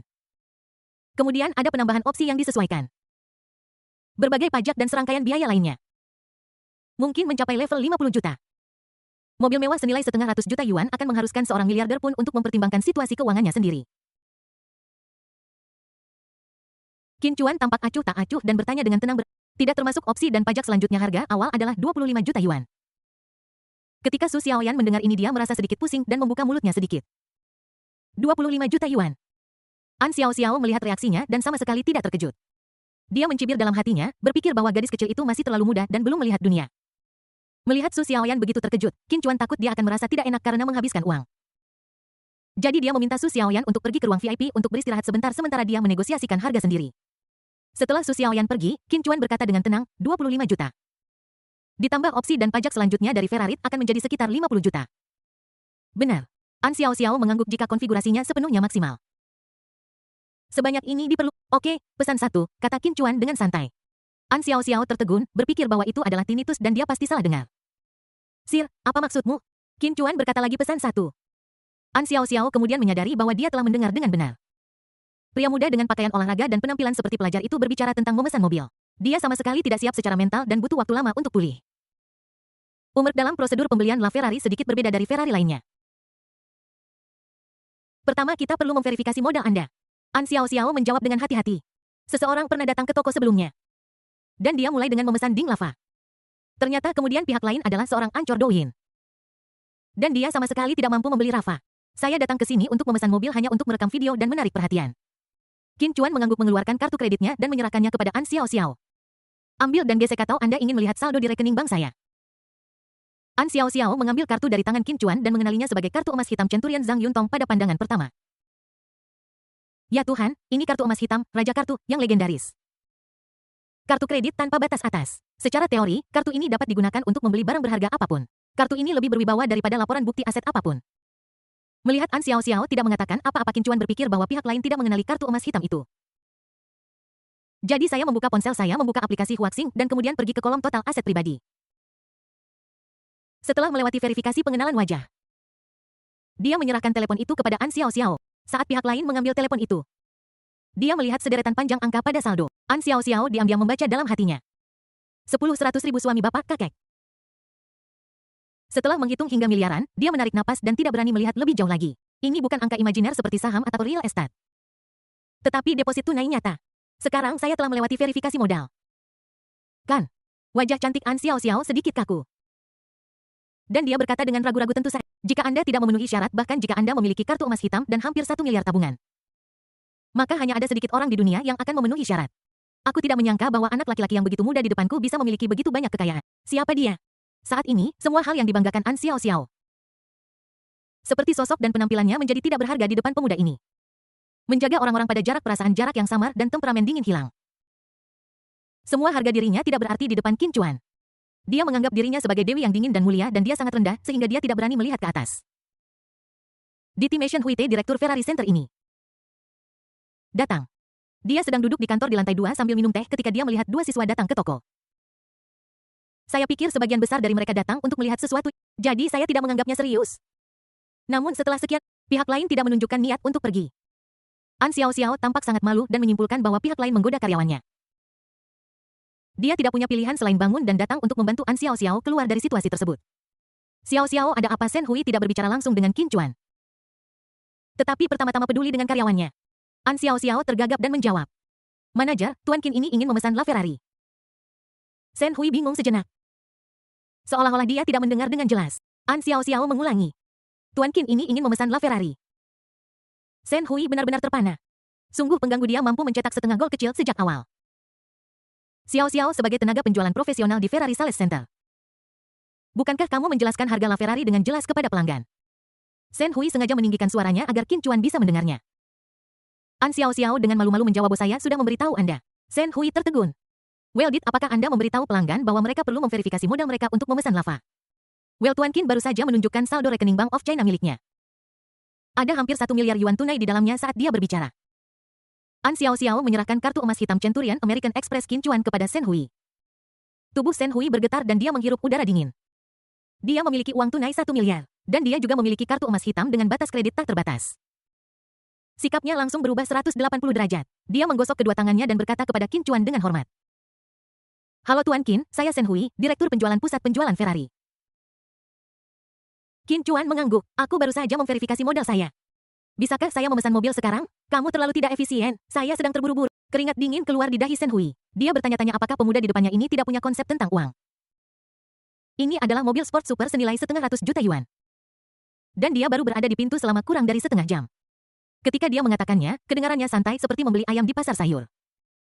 Shen Hui tidak berani menunda dan dengan cepat membawa Qin Chuan ke ruang pemilihan. Dia menyerahkan sebuah iPad kepada Qin Chuan. Tuan Qin, silakan lihat konfigurasinya. Apakah Anda tidak perlu mencari, cukup beli yang warnanya sama. Roda dan interior seperti yang ada di ruang pamer, dan maksimalkan konfigurasi lainnya. Shen Hui berkeringat deras dengan konfigurasi yang dimaksimalkan. Dia telah kehilangan setengah dari tujuan kecilnya. Saat ini An Xiao Xiao berlari masuk dengan tergesa-gesa dari luar. Shen Hui sedikit tidak senang Xiao Xiao Yu sangat cemas dan itu benar-benar tidak pantas. An Xiao Xiao mencondongkan tubuh dan membisikkan sesuatu di telinga Shen Hui. Hanya untuk melihat wajah Shen Hui berubah dan dia mengunci layar iPad di tangannya. Kemudian dia berkata kepada Qin Chuan dengan ekspresi meminta maaf. Saya benar-benar minta maaf, Tuan Qin. Anda tidak dapat membeli LaFerrari ini. Qin Chuan sangat terkejut. Mengapa? Shen Hui berkata dengan canggung. Saya benar-benar minta maaf, Tuan Qin. Ini adalah kelalaian kami. Markas besar memiliki peraturan bahwa jika Anda ingin membeli LaFerrari, ada prasyaratnya. Pembeli harus memiliki setidaknya 2 model Ferrari edisi terbatas atau 5 Ferrari. Kami baru saja memeriksa dan Anda tidak memiliki satu pun Ferrari atas nama Anda. An Xiao Xiao juga merasa sangat menyesal. Dia tidak pernah membayangkan bahwa Qin Chuan yang memiliki kartu emas hitam dan ratusan juta dolar, bahkan tidak punya Ferrari atas namanya. Pesanan ini akan laku hari ini. Ini adalah pesanan besar senilai 50 juta yang cukup baginya untuk menjual 10 Ferrari biasa. Anda harus tahu bahwa mobil mewah seperti Ferrari tidak dijual selama 3 tahun. Dan butuh 3 tahun untuk menghasilkan keuntungan setelah dibuka. Satu orang hanya dapat menjual paling banyak 7 atau 8 mobil dalam setahun. Shen Hui sangat kecewa menjual LaFerrari adalah sesuatu yang hanya bisa ditemui secara kebetulan. Saya pasti akan mendapatkan promosi dan kenaikan gaji dan bonus akhir tahun saya akan berlipat ganda. Namun sekarang, wajah Qin Chuan berseri-seri. Ferrari memiliki aturan seperti itu. Baiklah, saya benar-benar minta maaf, Tuan Qin. An Xiao Xiao masih membungkuk untuk meminta maaf. Kalau begitu, saya bisa membeli 5 Ferrari dulu. Dan kemudian membeli LaFerrari Ride. Ya, secara teori ya. Tuan Qin. An Xiao Xiao menjawab. Qin Chuan mengeluarkan kartu emas hitam dan mendorongnya di depan An Xiao Xiao. Hanya Ferrari Roma, Ferrari Portofino, Ferrari SF90 Speed. Dan Ferrari F8 yang baru saja Anda perkenalkan Nuhit, sepertinya masih ada satu yang hilang. Saya dengar Ferrari akan merilis SUV betul. Pesan satu bersama cara ini, kelima mobil akan lengkap. Kalian tenaga penjualan perlu menggunakan otak kalian. Anda tidak bisa menangani masalah kecil seperti itu secara fleksibel. An Xiao Xiao berdiri di sana dengan linglung. Siapa yang bisa berpikir untuk membeli 5 Ferrari terlebih dahulu dan kemudian membeli LaFerrari? Jika itu pelanggan lain, dia akan dipukuli sampai mati di tempat jika dia mengusulkan rencana ini. Shen Hui tertegun. Dia telah berkecimpung dalam bisnis ini selama bertahun-tahun. Tetapi dia belum pernah melihat pelanggan membeli Ferrari dengan cara seperti ini. Bahkan jika suami nasional kepala sekolah Wang datang, dia hanya akan memesan satu mobil. Dia bergegas untuk melaksanakan proses selanjutnya. Jantung An Xiao Xiao berdebar kencang saat ini. Dia mengeluarkan ponselnya dan berkata, Tuan Qin, bisakah Anda memberi saya ide WeChat Anda? Anda dapat menghubungi saya secara langsung jika Anda membutuhkan sesuatu di masa mendatang. Dihadapkan dengan pria kaya teratas ini, hati An Xiao Xiao sudah tergerak. Tetapi karena kehadiran Su Xiaoyan, dia harus menjauhinya karena penampilannya. Namun, dia telah melihat banyak pria dan hanya sedikit dari mereka yang tidak suka memiliki hal-hal menarik. An Xiao Xiao senang bahwa penampilannya barusan dapat diterima dan dia tidak menghakimi orang dari penampilan mereka. Jika tidak, dia akan melewatkan kesempatan besar. Qin Chuan mengangguk dan mengeluarkan ponselnya untuk memindai kode untuknya. Setelah menambahkan teman, Qin Chuan bertanya, mobil mana yang bisa saya bawa hari ini? An Xiao Xiao berkata dengan nada meminta maaf, Tuan Qin, saya sangat menyesal. Setelah pelanggan melakukan pemesanan, kami mengirimkannya ke kantor pusat untuk peninjauan dan produksi. Dibutuhkan setidaknya 3 bulan untuk mengirimkan mobil. Apakah itu berarti saya tidak dapat mengendarai satu pun hari ini? An Xiao Xiao membungkuk meminta maaf. Melihat sikap tulus pihak lain, Qin Chuan hanya bisa menggelengkan kepalanya tanpa daya. Saya membeli 6 mobil. Tetapi pada akhirnya saya masih harus naik mobil ojek online. Dia datang ke Lounge dan berkata, Kak Xiaoyan, ayo pergi. Su Xiaoyan berlari ke pelukan Qin Chuan dan bertanya, apakah kamu sudah membelinya? Xiao Chuan, kita harus menunggu 3 bulan untuk mobilnya. Jadi kita hanya bisa naik taksi dulu. Begitukah? An Xiao Xiao segera mengeluarkan ponselnya dan bersiap untuk memanggil taksi. Tetapi ketika dia melihatnya, dia melihat bahwa jumlah orang yang mengantre sudah mencapai 3 digit. An Xiao Xiao melihat peluang itu dan segera meraihnya dan berkata, Merkinwi, kenapa kamu tidak menggunakan mobilku dulu? Qin Chuan ragu sejenak. Lalu mengangguk dan berkata, baiklah, terima kasih, aku akan mengembalikannya kepadamu setelah selesai hari ini. Mobil An Xiao Xiao adalah Mercedes-Benz C200 putih yang harganya sekitar 300.000 yuan. Qin Chuan berkendara sepanjang jalan ke Starbucks di pusat kota. Starbucks di pusat kota Kyoto. Ini adalah surga belanja Kyoto. Tempat pria dan wanita modis selalu berkumpul terlepas dari apakah itu hari kerja atau akhir pekan. Mengenakan pakaian paling modis dan membawa tas belanja besar dan kecil. Mereka bolak-balik di antara berbagai konter merek. Sukian dan kelompoknya sudah duduk untuk beristirahat di Starbucks di jalan. Sebagai perwakilan minuman mewah ringan, Starbucks pernah dianggap sebagai tujuan kencan oleh anak muda. Su Qian dan kelompoknya sudah duduk di Starbucks beberapa saat. Dan mereka telah mengambil beberapa gigabyte foto. Hai. Xiao Qian, ku dengar Xiao Yan ingin membawa pacarnya ke sini hari ini. Tanya seorang gadis cantik berambut panjang bergelombang. Dia juga sahabat terbaik Su Xiao Yan. Namanya Zhao Yue. Ya, aku mengundangmu secara khusus. Katakan padaku dengan cepat. Keluarga kaya mana dia berasal? Xiao Yan memiliki standar. Aku ingin tahu orang seperti apa yang akan dia pilih sebagai pacarnya. Su Qian mencibir itu kekasih masa kecilnya. Ah, apa yang menurutmu dipikirkan Su Xiao Yan? Dia harus mencari anak laki-laki miskin, padahal ada begitu banyak pemuda kaya untuk dipilih. Anak laki-laki itu terlihat baik-baik saja, tetapi dia memancarkan aura kemis. Tidak mungkin. Aku tidak percaya itu. Bukankah seseorang sebelumnya mengatakan bahwa Su Xiao Yan mendapat Lamborghini saat orientasi mahasiswa baru? Lamborghini entah itu orang lain atau dia menyewanya. Aku melihat dengan mata kepala sendiri anak laki-laki itu naik bus dan ketika dia turun. Dia berlari sepanjang jalan seolah-olah dia takut orang akan melihat bahwa dia naik bus ke sekolah. Dasar bajingan menjijikkan, Xiao Yan pasti sudah tertipu. Su Qian tersenyum acuh tak acuh. Pada saat ini ada keributan dari kerumunan tidak jauh dari sana. Saya melihat G-Class hitam memimpin jalan diikuti oleh BMW X5. Sebuah Audi Q7 dan dua mobil mewah diparkir di sisi jalan. Seorang pria berpakaian modis dan tampak seperti bangsawan keluar dari G-Class.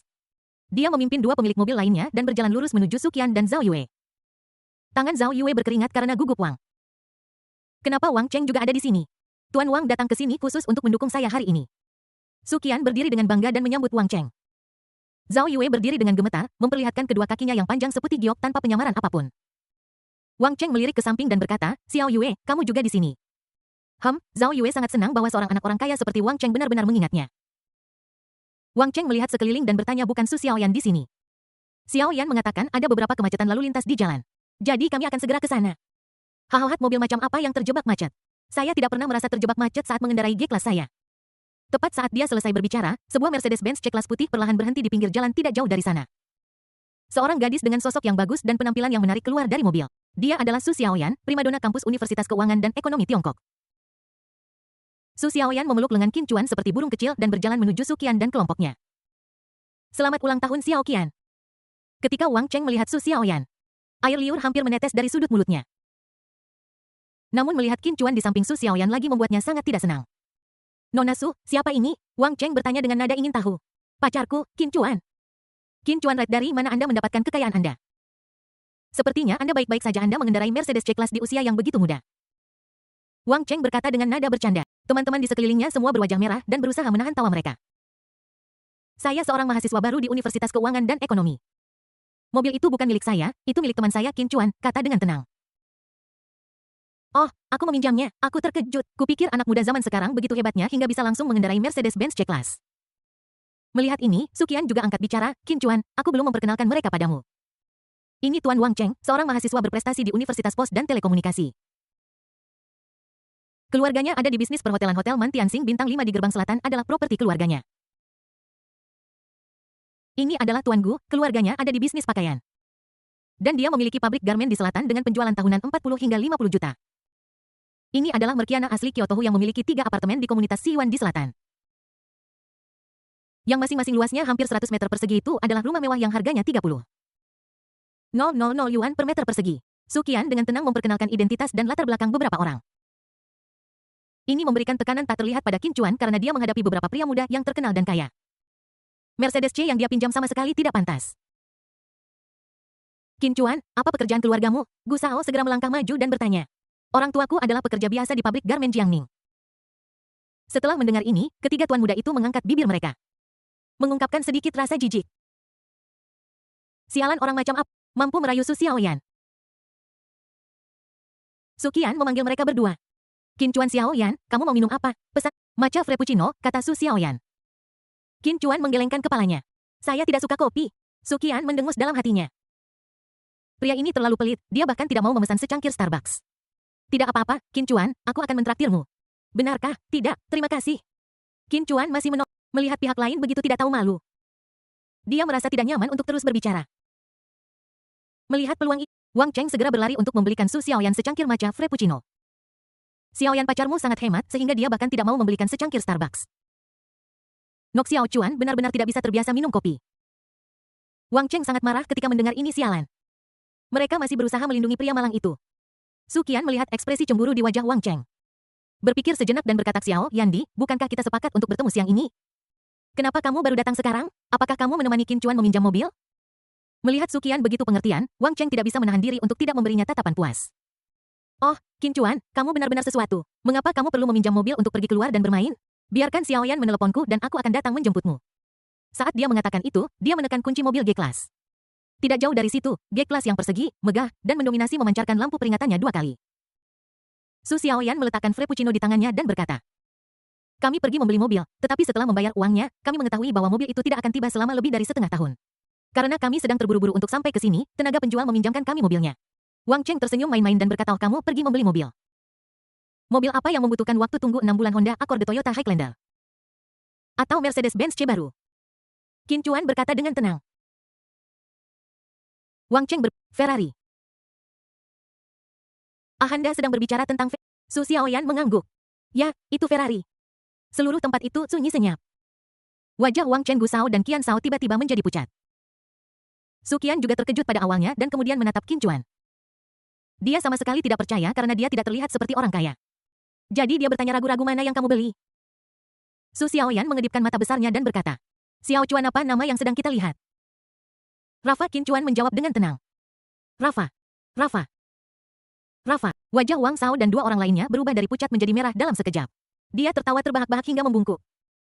Su Qian tidak mengerti mengapa mereka bertiga tiba-tiba kehilangan ketenangan.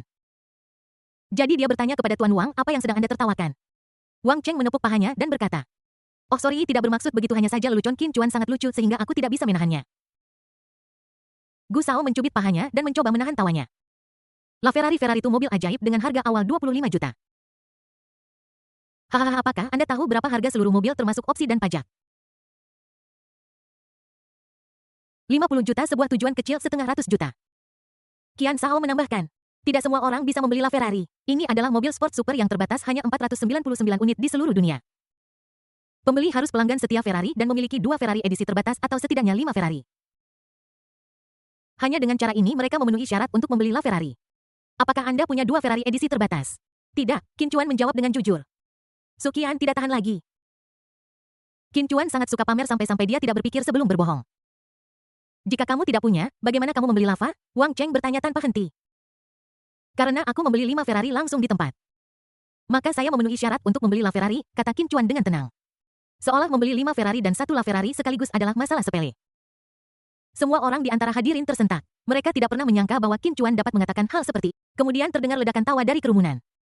Hahaha, ini lelucon terlucu yang pernah saya dengar tahun ini. Ya ampun, ini ide yang sangat gila, kalau kamu tidak menulis novel, sayang sekali. 5 Ferrari dan 1 La Ferrari harganya hampir 100 juta. Bahkan suami idaman nasional, Wang, tidak sombong seperti Anda. Su Xiaoyan juga terkejut. Qin Chuan bahkan tidak menyebutkan Ferrari tambahan yang baru saja dibelinya kepada Su Xiaoyan. Melihat ini, Zhao Yue berjalan ke Su Xiaoyan menarik lengan bajunya. Dan berbisik di telinganya, Xiaoyan, suruh pacarmu berhenti bicara. Tuan Wang dan yang lainnya adalah orang-orang duniawi dan pacarmu tidak bisa menakut-nakuti mereka. Qin Chuan tidak berdebat dengan orang-orang ini demi Su Xiaoyan. Lagi pula, orang-orang ini tidak akan memiliki kontak satu sama lain lagi setelah bertemu hari ini. Melihat Qin Chuan tidak menanggapi, Wang Cheng mengeluarkan tas tangan berwarna coklat gelap dari belakangnya dan berkata, selamat ulang tahun Qian Qian. Pertama kali Su Qian melihat tas itu. Matanya berbinar. Itu adalah tas tangan dengan logo LOUISVUI Gonggong On yang tercetak di atasnya. Dia tidak sabar untuk mengambil tas itu dan membuka paketnya. Di dalamnya ada tas bahu dengan motif bunga. Wah, ini tas bahu LV baru tahun ini. Wang Cheng tersenyum dan berkata, itu bukan apa-apa, hanya lebih dari 20.000 yuan. Tuan Wang, ini terlalu mahal. Su Qian bersikap sopan, tetapi dia sudah mengenakan tasnya dan mulai mengambil foto selfie. Wang Cheng memandang Qin Chuan dengan penuh arti dan bertanya, Qin Chuan, ini hari ulang tahun Qian Qian, kamu tidak boleh datang dengan tangan kosong. Apa hadiahmu? Qin Chuan memikirkannya dan menyadari bahwa dia sepertinya belum menyiapkan hadiah apapun sebelumnya. Tetapi kebetulan saya baru saja membeli 5 Ferrari lagi untuk La Ferrari. Dan ada terlalu banyak mobil untuk dikendarai. Jadi dia berkata, saya tidak punya apapun yang bagus untuk dipersiapkan. Jadi saya akan memberimu Ferrari. Su Qian tertegun. Dia tidak pernah menyangka Qin Chuan akan mengatakan bahwa dia akan memberinya Ferrari. Dia terkejut sesaat dan bertanya, Ferrari apa? Kami punya Ferrari Roma, Ferrari Portofino, Ferrari SF 90 Speed, Ferrari F8 dan SUV Ferrari terbaru Purosangue Su Qian. Beritahu saya mana yang Anda suka dan saya akan membawa Anda untuk mengambilnya ketika tiba. Tetapi mungkin butuh setengah tahun untuk menunggu mobil dan hampir 1 tahun untuk Ferrari Purosang. Setelah kata-kata ini diucapkan, Wang Cheng dan teman-temannya tertawa terbahak-bahak hingga mereka jatuh ke belakang dan bertepuk tangan. Hahaha, mengapa kamu tidak memberiku bom atom saja daripada Ferrari? Aku pernah melihat orang menyombongkan tetapi aku belum pernah melihat orang menyombongkan diri seperti ini. Qin Chuan, apa kamu tahu berapa harga sebuah Ferrari? Ambil saja Roma yang baru saja kamu sebutkan. Dan harganya setidaknya 3 juta. Qin Chuan menyadari bahwa ada sesuatu yang salah dengan sikap pihak lain. Dan amarahnya mulai naik. Kau tidak percaya? Mari kita pergi ke Ferrari Center dan melihatnya sendiri. Wajah Su Qian berubah pucat dan biru, seolah-olah dia telah dibodohi. Dia diam-diam melototi Su Xiaoyan, berpikir bahwa dia sengaja menghasut pacarnya untuk mengejeknya. Jadi dia berkata dengan tidak senang, hahaha, Ferrari terlalu mahal. Aku tidak mampu membelinya, sebaiknya kau simpan saja untuk dirimu. Su Xiaoyan tidak ingin ulang tahun sahabatnya tidak bahagia. Jadi dia menarik sudut pakaian Qin Chuan. Dia berbisik, Xiao Chuan lupakan saja, jangan repot-repot dengan mereka. Dengan kata-kata Su Xiaoyan, Qin Chuan menekan amarahnya dan berhenti berdebat dengan orang-orang ini. Zhao Yue menyadari bahwa suasananya agak jadi dia dengan cepat mencoba menenangkan suasana karena semua orang sangat senang. Kenapa kita tidak pergi ke tempat lain untuk bermain duduk di sini di Starbucks sepanjang waktu akan membuat pantatmu kapalan. Wang Cheng berdiri dan berkata paruh kedua sudah diatur. Ayo pergi ke MIXXX. Mata Su Qian berbinar ketika mendengar ini. Tuan Wangare, apakah Anda berbicara tentang MIXXX, klub malam teratas di... Tentu saja tidak, kalau tidak akan ada klub malam di Kyoto yang berani memakai nama ini. Tapi saya dengar konsumsi di MIXXX jauh lebih tinggi daripada di klub malam lainnya. Konsumsi minimum untuk stand kecil adalah 30.000 atau 40.000 yuan dan hari ini adalah akhir pekan. Wang Cheng melambaikan tangannya dan berkata, bagaimana klub malam lain bisa dibandingkan dengan MIXXX? Saya sudah memesan stand, hanya 50.000 yuan. Kian, bagaimana kamu bisa begitu lusuh di hari ulang tahunmu? Su Qian tersenyum menawan Mix adalah tempat sosial untuk kelas atas. Dia sudah siap untuk membersihkan memori di ponselnya karena dia harus merekam cukup banyak rekaman untuk sepanjang tahun malam ini. Wang Cheng melirik Qin Chuan dan mendengus dingin. Sialan kau dasar brengsek, kenapa kau diam sekarang? Uang yang kuhabiskan untuk minum dalam satu malam adalah biaya hidup seluruh keluargamu dalam setahun. Apa yang bisa kau gunakan untuk bersaing denganku untuk mendapatkan Su Xiaoyan dan Ferrari bah? Setelah itu beberapa orang berkendara ke klub malam MIXXX. MIXXX terletak di distrik Higashiku, Kyoto dan dapat dianggap sebagai klub malam terbesar di Kyoto. Luas area adalah 5.000 meter persegi dan ada lebih dari 90 stand dengan berbagai ukuran. Terdapat 3 kotak mewah. Gaya keseluruhannya adalah gaya industrial cyberpunk. Kami mengundang 100 DJ kelas dunia terbaik untuk tampil di lokasi sepanjang tahun. Suami idaman bangsa suka menghabiskan uang di sini dan bahkan telah membuat catatan pengeluaran lebih dari 1 juta dalam satu malam. Sejak dibuka tahun lalu, tempat ini selalu ramai setiap hari. Dengan pria-pria tampan dan wanita-wanita cantik yang tak terhitung jumlahnya mengantre dalam antrean sepanjang 100 meter di depan pintu menunggu untuk... Ketika Qin Chuan dan kelompoknya tiba di MIXXX sudah merupakan waktu utama malam itu. Antrean di depan pintu memanjang hingga jalan di sudut. Dan yang bisa kamu lihat hanyalah kaki jenjang dalam stocking. Di pintu masuk klub malam MIXXX. 20 atau 30 penjaga keamanan menjaga ketertiban. Wang Cheng mengendarai G-Class miliknya dan bersiap untuk memarkir mobilnya di depan MIXXX. Seorang penjaga keamanan maju dan berkata parkirkan mobilnya di basement. Wang Cheng tidak senang ini adalah G-Class. Penjaga keamanan itu mencibir. Sertek lihat mobil apa yang diparkir di depan pintu. Apakah kamu malu memarkir ini di sebelah mereka? Wang Cheng melihat ke pintu masuk MIXXX. Dan melihat McLaren Senna Ferrari 458 Porsche 918 speeder diparkir di pintu masuk. Setiap dari mereka adalah mobil legendaris, setiap dari mereka adalah edisi terbatas. Itu lelucon melihat Wang Cheng memarkir Mercedes-Benz G500 di sebelah mobil-mobil mewah ini. Dia berkata dengan ekspresi malu mengapa ada begitu banyak orang yang kejam di sini hari ini. Ke mana basement ini menuju? Wang Cheng pergi ke ruang bawah tanah. X5 dan Q7 milik Gu Shao dan Qian Shao di belakangnya bahkan lebih tidak pantas dilihat. Tanpa mengucapkan sepatah kata pun, mereka secara otomatis mengikutinya turun ke ruang bawah tanah. Qin Chuan sedang mengendarai Mercedes-Benz C200 dan melihat tempat kosong di depan gerbang MIXXX. Jadi dia bersiap untuk parkir. Saya melihat seorang penjaga keamanan berlari menghampiri. Para pria tampan dan wanita cantik yang mengantre di dekatnya tidak bisa menahan tawa ketika mendengar suara itu. Idiot dari negara lain yang tidak tahu aturan. Beraninya dia memarkir Mercedes C200 di sana. Tidakkah dia malu? Beraninya dia parkir di depan pintu. Audi A6L saya hanya bisa diparkir di pinggir jalan. Aku merasa sangat malu untuknya. Satpam itu maju dengan terengah-engah dan berkata, apakah Anda tahu peraturannya? Parkirkan mobil Anda di jalan. Ada tempat. Kenapa kita tidak bisa parkir di sini? Tanya Qin Chuan. Kenapa kamu tidak membuka matamu dan melihat mobil macam apa yang ada di depan pintu? Beraninya kamu memarkir Mercedes C200 di sini. Tempat parkir adalah untuk parkir. Apakah ada tingkat tempat parkir yang berbeda? Satpam itu melihat orang yang tidak tahu malu seperti itu untuk pertama kalinya. Dan berkata dengan tidak senang, hei, kamu benar-benar menarik. Kamu sangat tidak tahu malu, apakah kamu tahu tempat apa ini? Mix ada berbagai tingkat orang di pintu masuk. Qin Chuan mendengus dingin. Aku harus berhenti di sini hari ini. Panggil manajer Anda dan beritahu dia bahwa Qin Chuan ada di sini. Penjaga keamanan meletakkan tangannya di pinggul dan berkata, aku bilang padamu, ini tidak akan berhasil. Siap. Namun setelah beberapa saat, petugas keamanan itu berhenti dan ragu-ragu. Qin Chuan. Nama ini terlihat sangat familiar. Sepertinya aku pernah Tunggu, selama rapat sehari sebelum kemarin, pengawas sepertinya mengatakan bahwa MIXXX memiliki bos baru. Dan namanya adalah Qin Chuan. Wajah satpam itu menjadi pucat dan keringat dingin membasahi punggungnya. Dia tidak yakin apakah orang di depannya adalah bos baru. Namun aura yang ditampilkan pihak lain sama sekali tidak menunjukkan bahwa dia adalah orang biasa. Dia dengan cepat mundur 2 langkah dan menekan tombol bicara pada intercom. Manajer. General Manager MIXXX adalah Dai Jun. Saat ini saya sedang membahas keterampilan mengemudi dengan para gadis dari kelompok suasana di kantor. Dai Jun terganggu oleh serangkaian panggilan di intercom. Dia berkata dengan marah, sialan idiot mana yang terus menempati saluran. Apakah ibumu sudah meninggal atau langit runtuh? Anda tidak punya rasa kesopanan. Penjaga keamanan menjawab dengan gemetar, manajer, seorang pelanggan bernama Qin Chuan ingin bertemu dengan Anda. Bertemu denganmu? Sialan, apa kau pikir aku... Setiap pelanggan dapat melihat saya jika mereka mau saat dia berbicara. Dai Jun tiba-tiba menyadari ada sesuatu yang salah. Dia mendorong gadis di sebelahnya menjauh memegang intercom dan bertanya dengan keras. Apa yang kamu katakan nama pelanggannya tadi? Qin Chuan. Penjaga keamanan itu menjawab. Persetan kau, Dai Jun tersandung dan lari keluar kantor. Dai Jun dengan cepat berlari ke pintu MIXXX dan melihat sekeliling. Di antara orang-orang yang mengantre di dekatnya adalah pelanggan tetap MIXXX. Siapa yang mengenali Dai Jun dan berseru kaget. Oh, sial. Lihat, ini General Manager MIXXX. Maksudmu pria yang memakai Ya, sebagai General Manager klub malam terbesar di Kyoto. Dia memang luar biasa. Dai Jun melihat seorang satpam berdiri di samping sebuah Mercedes-Benz kecil. Dia menarik kerahnya, meluruskan rambutnya yang berantakan, dan berjalan maju dengan cepat. Dai Jun berusaha keras untuk melihat kursi pengemudi Mercedes-Benz dan melihat bahwa pria muda dan tampan di kursi pengemudi adalah orang yang ada di informasi itu. Senyum muncul di wajahnya, Bos Qin, saya Dai Jun. General Manager MIXXXX. Mengapa Anda tidak memberitahu saya sebelumnya ketika Anda datang untuk memeriksa pekerjaan hari ini? Saya bisa saja mempersiapkannya. Qin Chuan mendengus dingin. Apakah aku perlu melapor padamu saat aku datang ke sini? Kau punya otoritas yang begitu besar. Ketika Dai Jun mendengar ini, bos besar marah pada pertemuan pertama mereka.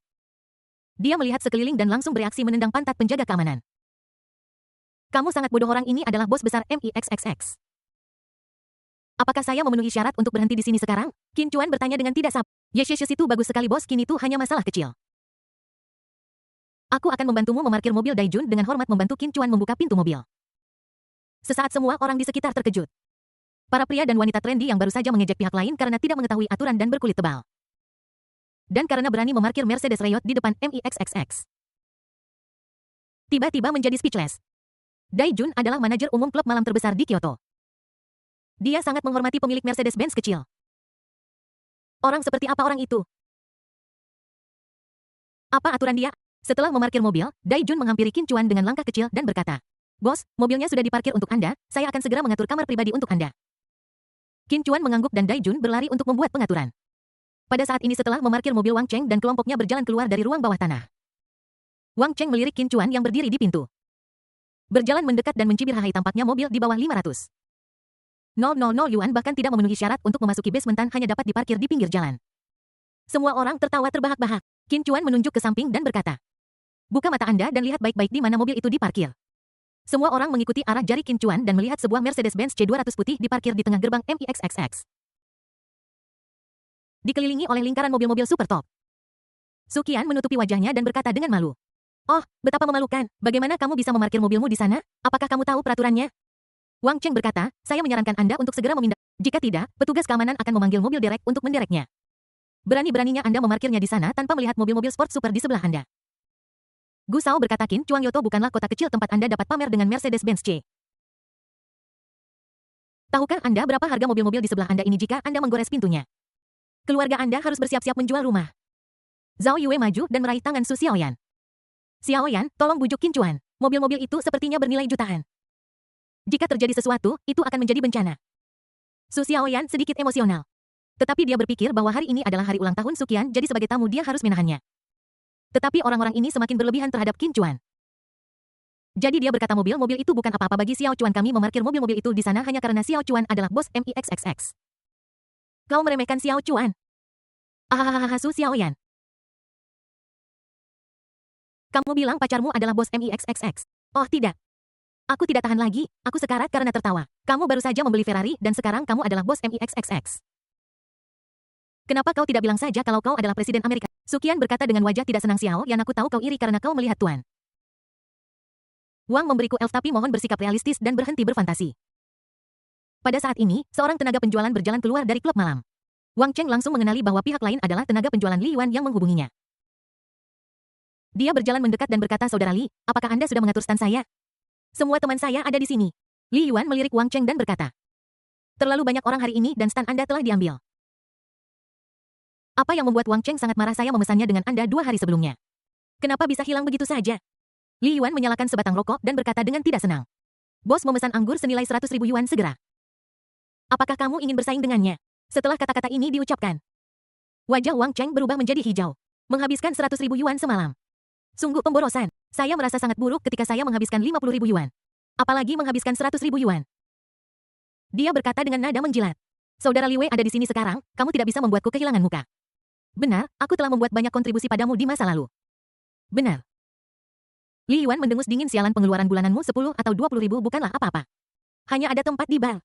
Bar, bukankah itu berarti kita harus duduk berdampingan dengan orang lain? Wang Cheng tampak malu. Itu di bar, ambil atau tinggalkan. Ada begitu banyak orang yang mengantre di depan pintu menunggu untuk masuk. Li Yuan berkata dengan tidak senang. Ya, Wang Cheng berubah pikiran dan memutuskan bahwa bisa masuk lebih baik daripada tidak bisa masuk. Setelah masuk, dia bisa melihat apakah ada kenalan yang bisa berbagi tempat duduk dengannya. Hanya berdasarkan penampilan ketiga wanita cantik ini di sini, pasti akan ada seseorang yang bersedia.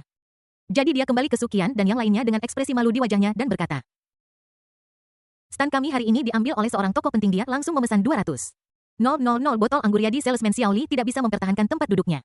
Tapi aku membujuknya untuk memberi kami tempat di bar. Ayo masuk dulu. Setelah mendengar ini, semua orang tidak tahu harus berkata apa. Lagi pula pihak lain adalah orang penting yang memesan 200.000 botol anggur sekaligus dan orang biasa tidak punya hak untuk bersaing dengannya untuk mendapatkan tempat duduk. Saat Wang Cheng dan kelompoknya hendak memasuki toko, Su Xiaoyan berkata, apakah tidak ada stand yang tersisa? Bagus sekali. Kita bisa pergi ke kotak Xiao Chuan. Sukian berkata dengan tidak sabar. Xiao Yanit sudah membual tentang pacarmu dalam penghentian waktu ini. Wang Cheng berkata, apa kamu tahu berapa minimum konsumsi untuk ruang pribadi MIXXX? Dimulai dari setidaknya 500.000, dan itu sulit didapatkan. Hanya bos besar dan selebritas yang bisa memesan tempat. Orang biasa bahkan tidak bisa mendapatkannya meskipun punya uang. Zhao Yue juga melepaskan tangan Su Xiaoyan saat ini. Dia tidak pernah menyangka bahwa sahabatnya akan menjadi seperti ini setelah mendapatkan pacar. Dia selalu memanjakan pacarnya dan bahkan membual dan berbohong untuknya. Dia tidak tahan lagi dan tidak ingin melihat sahabatnya terjerumus ke dalam kebejatan lagi. Jadi dia berkata, Xiao Yanchan, bisakah kamu berhenti menyombongkan diri seperti Qin Chuan? Bahkan jika dia baik dalam segala hal, dia hanyalah orang biasa. Tidak peduli seberapa banyak kamu berfantasi, dia tidak bisa menjadi orang kaya atau pria berada. Jika kamu benar-benar ingin memiliki pacar kaya, kamu bisa mencari orang lain. Contohnya, pria yang mengendarai Lamborghini edisi terbatas yang viral di sekolah beberapa waktu lalu. Jika Qin Chuan digantikan olehnya, kami akan percaya apapun yang Anda katakan. Su Xiaoyan marah sekaligus geli ketika mendengar apa yang dikatakan orang-orang ini. Dan hendak membuka mulutnya untuk membantah. Dai Jun bergegas keluar dan berjalan ke arahnya. Wang Cheng mengenali pria itu sebagai manajer umum MIXXX dalam sekejap. Dai Jun berjalan menghampiri Qin Chuan dan berkata dengan hormat. Bos Box 001 siap. Anda dapat mengajak teman-teman Anda. Udara langsung membeku dan wajah Wang Cheng, Sukian dan yang lainnya tiba-tiba berubah. Rahang mereka ternganga. Apa yang terjadi? Manajer umum MIXXX, Dai Jun, menyebut Qin Chuan sebagai bos. Apa bos mix? Apakah Qin Chuan benar-benar pemilik klub malam ini? Pikiran semua orang menjadi kosong pada saat ini dan mereka tidak bisa mempercayai telinga mereka. Dai Jun memimpin jalan dengan ekspresi menjilat di wajahnya. Dan membawa kelompok itu ke kotak gantung nomor 001 di lantai 2. Qin Chuan berada di kotak 001 yang memiliki seluruh dinding kaca besar yang dibesar-besarkan di bagian depannya. Melalui kaca Anda dapat mengawasi seluruh klub malam MIXXX. Menghadap stand DJ. Orang-orang di bawah perlu mendongak untuk melihat sekilas apa yang terjadi di sudut kotak. Bisa dikatakan bersifat pribadi dan atmosfer. Ketika Qian Shao dan Gu Shao memasuki kotak itu, mereka sangat gugup hingga hampir mengompol. Mengingat kekayaan bersih mereka jutaan. Malam ini biaya kotak ini mungkin semua uang yang mereka miliki. Mengingat kembali apa yang mereka katakan kepada Qin Chuan sebelumnya. Mereka merasa sangat buruk. Kepercayaan di wajahnya dan tatapan menghina ke arah Qin Chuan telah hilang. Mereka berdua hanya bisa duduk di pojok dengan kaki disilangkan. Ketika Su Qian dan Zhao Yue memasuki kotak itu, semua orang tercengang. Meskipun mereka sering datang ke MIXXX, mereka belum pernah ke kotak lantai 2 MIXXX. Dengan penampilan 7 poin mereka, tidak ada pemuda kaya yang akan tertarik pada mereka. Setiap wanita yang bisa naik tangga memiliki skor kecantikan tidak kurang dari 8 poin. Sukian sekarang sangat menyesali keputusannya sehingga dia ingin menamparkan dirinya sendiri 2 kali di tempat. Bagaimana bisa aku begitu buta hingga membantu Wang Cheng memprovokasi Qin Chuan? Untuk tas LV jelek itu, Qin Chuan meminta untuk diberikan Ferrari. Sukian memikirkannya dan melihat bahwa Su Xiaoyan pergi ke kamar mandi. Dia dengan cepat menempel pada Qin Chuan dan berkata, Tuan Qin, Ferrari yang baru saja Anda katakan akan Anda berikan kepada saya hanya untuk setengah. Aku bisa menunggu. Hahaha, sudah terlambat. Kamu tidak punya kesempatan. Qin Chuan berkata dengan Sukian tidak peduli dengan nada dingin Qin Chuan. Dengan bantuan musik dinamis dan lampu redup, dia mulai pamer di depan Qin Chuan tanpa sadar. Dia mencoba meraih tangan Qin Chuan dan memeluknya. Semua salah Wang Cheng hari ini, Tuan Qin. Aku salah paham denganmu. Untuk menyampaikan permintaan maafku, aku akan membiarkanmu melakukan apapun yang kamu, asalkan kamu bersedia untuk tenang. Qin Chuan menatap Sukian yang genit dengan dingin dan berkata dengan tegas. Minggir. Sukian tetap menolak untuk menyerah. Kamu bisa pergi kemana saja, aku akan melakukan apapun yang kamu suruh. Kemudian semua orang melihat Sukian yang selalu sangat sombong. Berbaring di tanah dan berguling-guling. Dia tertawa pelan dan berusaha menyenangkan Qin Chuan sepanjang waktu. Dia benar-benar berbeda dari saat dia meremehkan dan mengejek Qin Chuan sebelumnya. Qin Chuan belum pernah melihat orang yang tidak tahu malu seperti itu. Datang ke sini hari ini dan meminta orang-orang ini untuk memesan kamar pribadi dianggap memberikan semua kehormatan kepada Su Xiaoyan. Aku tidak seperti orang-orang di depanku ini. Jadi tidak perlu memaksakan diri untuk bersama. Wang Cheng minum beberapa teguk Louis ke-13 dengan frustrasi dan mulai merasa sedikit pusing. Melihat Sukian menggoda di depan Qin Chuan He sangat tidak senang. Bagaimana bisa ada pria yang lebih licik dariku? Jelas sekali dia tidak menganggapku. Pangeran Hotel Bintang 5, dengan serius. Dia mengangkat gelasnya dan berteriak. Qin Chuan. Qin Chuan melirik Wang Cheng dengan dingin. Apa yang kau teriakkan? Sial. Kau hanyalah seorang brengsek dari kota kabupaten, kau pikir kau adalah bos MIXXX. Jadi aku takut padamu, mereka takut padamu, tapi aku Wang Cheng. Tidak, aku katakan padamu, kau bukan apa-apa di mataku, ini adalah Kyoto. Bukan kota kecil kabupaten Mujiangning, kau hanyalah pemilik klub malam. Kenapa kamu bersikap sok tinggi? Hotel Bintang 5 saya bernilai 100 juta yuan. Dan sedikit kekayaanmu seperti anak kecil bermain rumah-rumahan di depanku. Setelah itu Wang Cheng memeluk Sukian dan berkata, tidakkah menurutmu begitu? Ini hanya Ferrari, jika Anda melayani saya dengan baik malam ini saya akan membelinya untuk Anda. Seolah-olah Meridian Ren dan Tong Sukian terbuka. Dan dia tiba-tiba terbangun. Tidak peduli apapun Qin Chuan. Dia hanyalah pemilik klub malam. Wang Chengcai adalah generasi kedua kaya yang sebenarnya dan pangeran dari Hotel Bintang 5. Dia menunjuk Qin Chuan dan berkata, sialan. Aku hampir tertipu olehmu, seorang pemilik klub malam kecil berani membentak Master Wang. Melihat sikap Sukian, Wang Shao sangat puas dan mulai bersemangat. Dia mengangkat gelas anggur, berdiri di sofa, dan berkata dengan penuh otoritas. Sekarang semuanya sudah seperti ini, aku tidak akan menyembunyikannya darimu. Hotel Bintang 5 saya akan segera menjalin kemitraan strategis dengan merek internasional. Ubah namanya dan bergabung dengan grup B mereka, maka hotel saya akan menjadi Hotel Internasional Super Bintang 5. Dan nilai pasarnya akan meningkat 5 kali lipat. Tuan Muda Qian dan Tuan Muda Gu, yang selama ini menunduk ketakutan. Terkejut, ini adalah pertama kalinya mereka mendengar informasi orang dalam seperti itu. Tuan Wang, dengan kelompok apa Anda bekerja? Tuan Wang, jika nilai pasar meningkat 5 kali lipat, bukankah itu berarti kekayaan bersih Anda akan melebihi 500 juta? Wang Cheng tertawa terbahak-bahak. Qin Chuan, ketika kerjasama dengan grup Silton berhasil, aku akan membuka klub malam yang lebih besar dan lebih mewah di sebelahmu. Membajak semua orangmu dan menjatuhkanmu. The Silton Group. Sukian bingung ketika mendengar ini dan bekerja sama dengan grup Silton. Ini adalah perusahaan Fortune 500. Siapapun yang bekerja sama dengannya sama seperti memegang gunung emas. Pada saat ini, dia tidak peduli betapa sesat dan kejamnya Wang Cheng. Burung kecil itu meringkuk di lengan Wang Cheng. Tuan Wang, aku akan mengikutimu mulai sekarang. Aku akan melakukan apapun yang kau perintahkan padaku. Wang Cheng mencubit dagu Sukian dan berkata, kamu benar-benar bajingan. Kamu benar-benar jalang.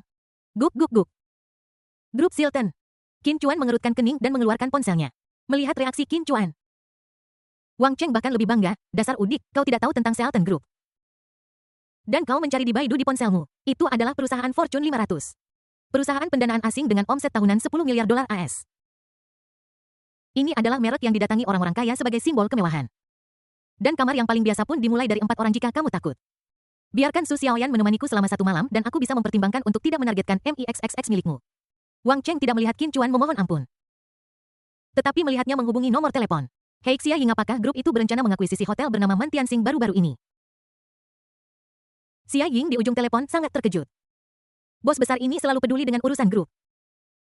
Jadi mengapa dia menelepon untuk bertanya hari ini? Namun, di luar etika profesional seorang sekretaris, Xia Ying menjawab ya, bos grup itu sedang bernegosiasi untuk mengakuisisi sebuah hotel lokal di Kyoto karena grup itu tertarik dengan lokasinya. Sebelum Xia Ying selesai berbicara, Qin Chuan menyela dan berkata, hentikan proyek, hentikan akuisisi dan sebarkan berita ke seluruh industri bahwa perusahaan manapun yang berniat mengakuisisi Mantiansing menentang grup Silton kami. Dan saya tidak akan ragu untuk membidiknya di pasar sekunder. Xia Ying tercengang, bos, semua proyek akuisisi perlu ditandatangani. Apakah kamu bosnya atau aku bosnya? Qin Chuan berteriak dengan marah. Ya. Suara takut-takut Xia Ying terdengar dari ujung telepon. Setelah menutup telepon, Qin Chuan memandang Wang Cheng seolah-olah dia adalah badut. Wang Cheng melemparkan gelas anggurnya dan berkata dengan nada menghina. Qin Chuan, pada titik ini, kamu masih berpura-pura keren. Beberapa detik kemudian ponselnya berdering. Wang Cheng mengangkatnya dan melihat ide penelepon. Itu ayahnya Wang Mingguan. Orang yang paling dia takuti dalam hidupnya adalah ayahnya. Tanpa mengatakan apapun, dia dengan cepat mengangkat telepon dan berkata dengan ragu-ragu. Ayah. Di telepon, Wang Mingguan berteriak sekuat tenaga. Anak pemberontak, siapa yang kamu sakiti? Masalah macam apa yang kamu sebabkan padaku di luar sana? Sekarang, grup Silton telah mengakhiri semua kerjasama dengan keluarga saya. Dan semua perjanjian lisan sebelumnya telah dibatalkan. Apakah Anda tahu bagaimana situasi utang keluarga kita saat ini? Jika kesepakatan ini gagal, seluruh keluarga kita akan masuk neraka. Wang Mingguan memarahi dan mengkritik putranya tanpa henti. Setelah beberapa saat, Wang Mingguan di ujung telepon sana sepertinya menerima kabar lain. Dia terdiam sejenak dengan nada putus asa. Sudah berakhir, semuanya sudah berakhir. Grup Silton telah menyebarkan berita di industri. Secara khusus mengatakan bahwa mereka akan melarang keluarga Wang kami. Tidak ada yang berani bekerja sama dengan kami. Keluarga Wang kami tamat. Ketika Wang Cheng mendengar suara di telepon, wajahnya langsung pucat dan keringat dingin menetes dari dahinya. Dia tiba-tiba merasa lemas di sekujur tubuhnya, dan ponselnya terlepas dari tangannya. Jatuh ke tanah dan pecah berkeping-keping. Kaki Wang Cheng lemas. Dia berlutut di tanah dan merangkak ke arah Qin Chuan. Siapa kamu sebenarnya? Siapa kamu sebenarnya? Mengapa kamu melakukan ini pada keluarga Wang kami? Qin Chuan menendang Wang Cheng hingga terpental dan menatapnya dari atas. Akulah bos baru grup Silton. Sejak awal. Aku sudah memberimu kesempatan, tetapi kau tidak memanfaatkannya dan terus memprovokasiku. Kamu hanyalah anak orang kaya generasi kedua yang bekerja di Hotel Bintang 5. Tetapi kamu menyuruhku sepanjang hari. Apakah ayahmu tidak mengajarimu bahwa Jiangning juga merupakan tempat yang dalam? Aku tahu aku salah. Aku minta maaf padamu. Aku salah. Kumohon biarkan keluarga Wang kami pergi dan maafkan kami. Wang Cheng berlutut di tanah dan bersujud berulang kali. Dia mengangkat kepalanya dan menatap Qin Chuan lagi, pada pemuda itu. Wajah yang tampan dan rupawan. Momen ini lebih menakutkan dan menyesakkan daripada iblis manapun. Hanya dengan 2 kalimat, keluarga Wang dijatuhi hukuman mati. Tanpa peluang untuk bertahan hidup. Qin Chuan melirik ke dalam ruangan dan berkata, aku akan menghargai Xiao Yan hari ini, jika tidak, mulai dari kata-kata pertamamu. Setiap keluargamu akan sama dengan keluarga Wang. Gu Shao dan Qian Shao meringkuk di sudut, gemetar dan menggigil. Su Qian sangat ketakutan hingga tidak berani bergerak dan tubuhnya dipenuhi keringat dingin. Dia melompat bola-balik dan mengejek Qin Chuan berkali-kali. Dibandingkan dengan Wang Cheng bahkan lebih buruk. Tiba-tiba, cairan panas dan bau mengalir dari akar stoking hitamnya. Su Qian dengan panik menarik roknya untuk menutupi penampilannya yang jelek. Qin Chuan berbalik dan berkata, kotak itu untuk kamu nikmati. Jika ada yang berani bergosip di depan Xiao Yan di masa depan, aku akan mengubur seluruh keluarganya bersamanya. Setelah mengatakan itu, dia membuka pintu dan meninggalkan kotak itu. Klub malam MIXXX. Di luar kotak lantai 2. Selamat kepada penantang. Selesaikan misi sampingan. Tidak tertahankan. Hadiah tugas, dapatkan 50 lembar saham Jiahang Media. Qin Chuan melihat petunjuk di depannya dan terkejut. Jiahang Media, bukankah itu perusahaan yang didirikan oleh Tuan Yang Mi? Seingat saya, bos yang hanya memiliki 19 saham.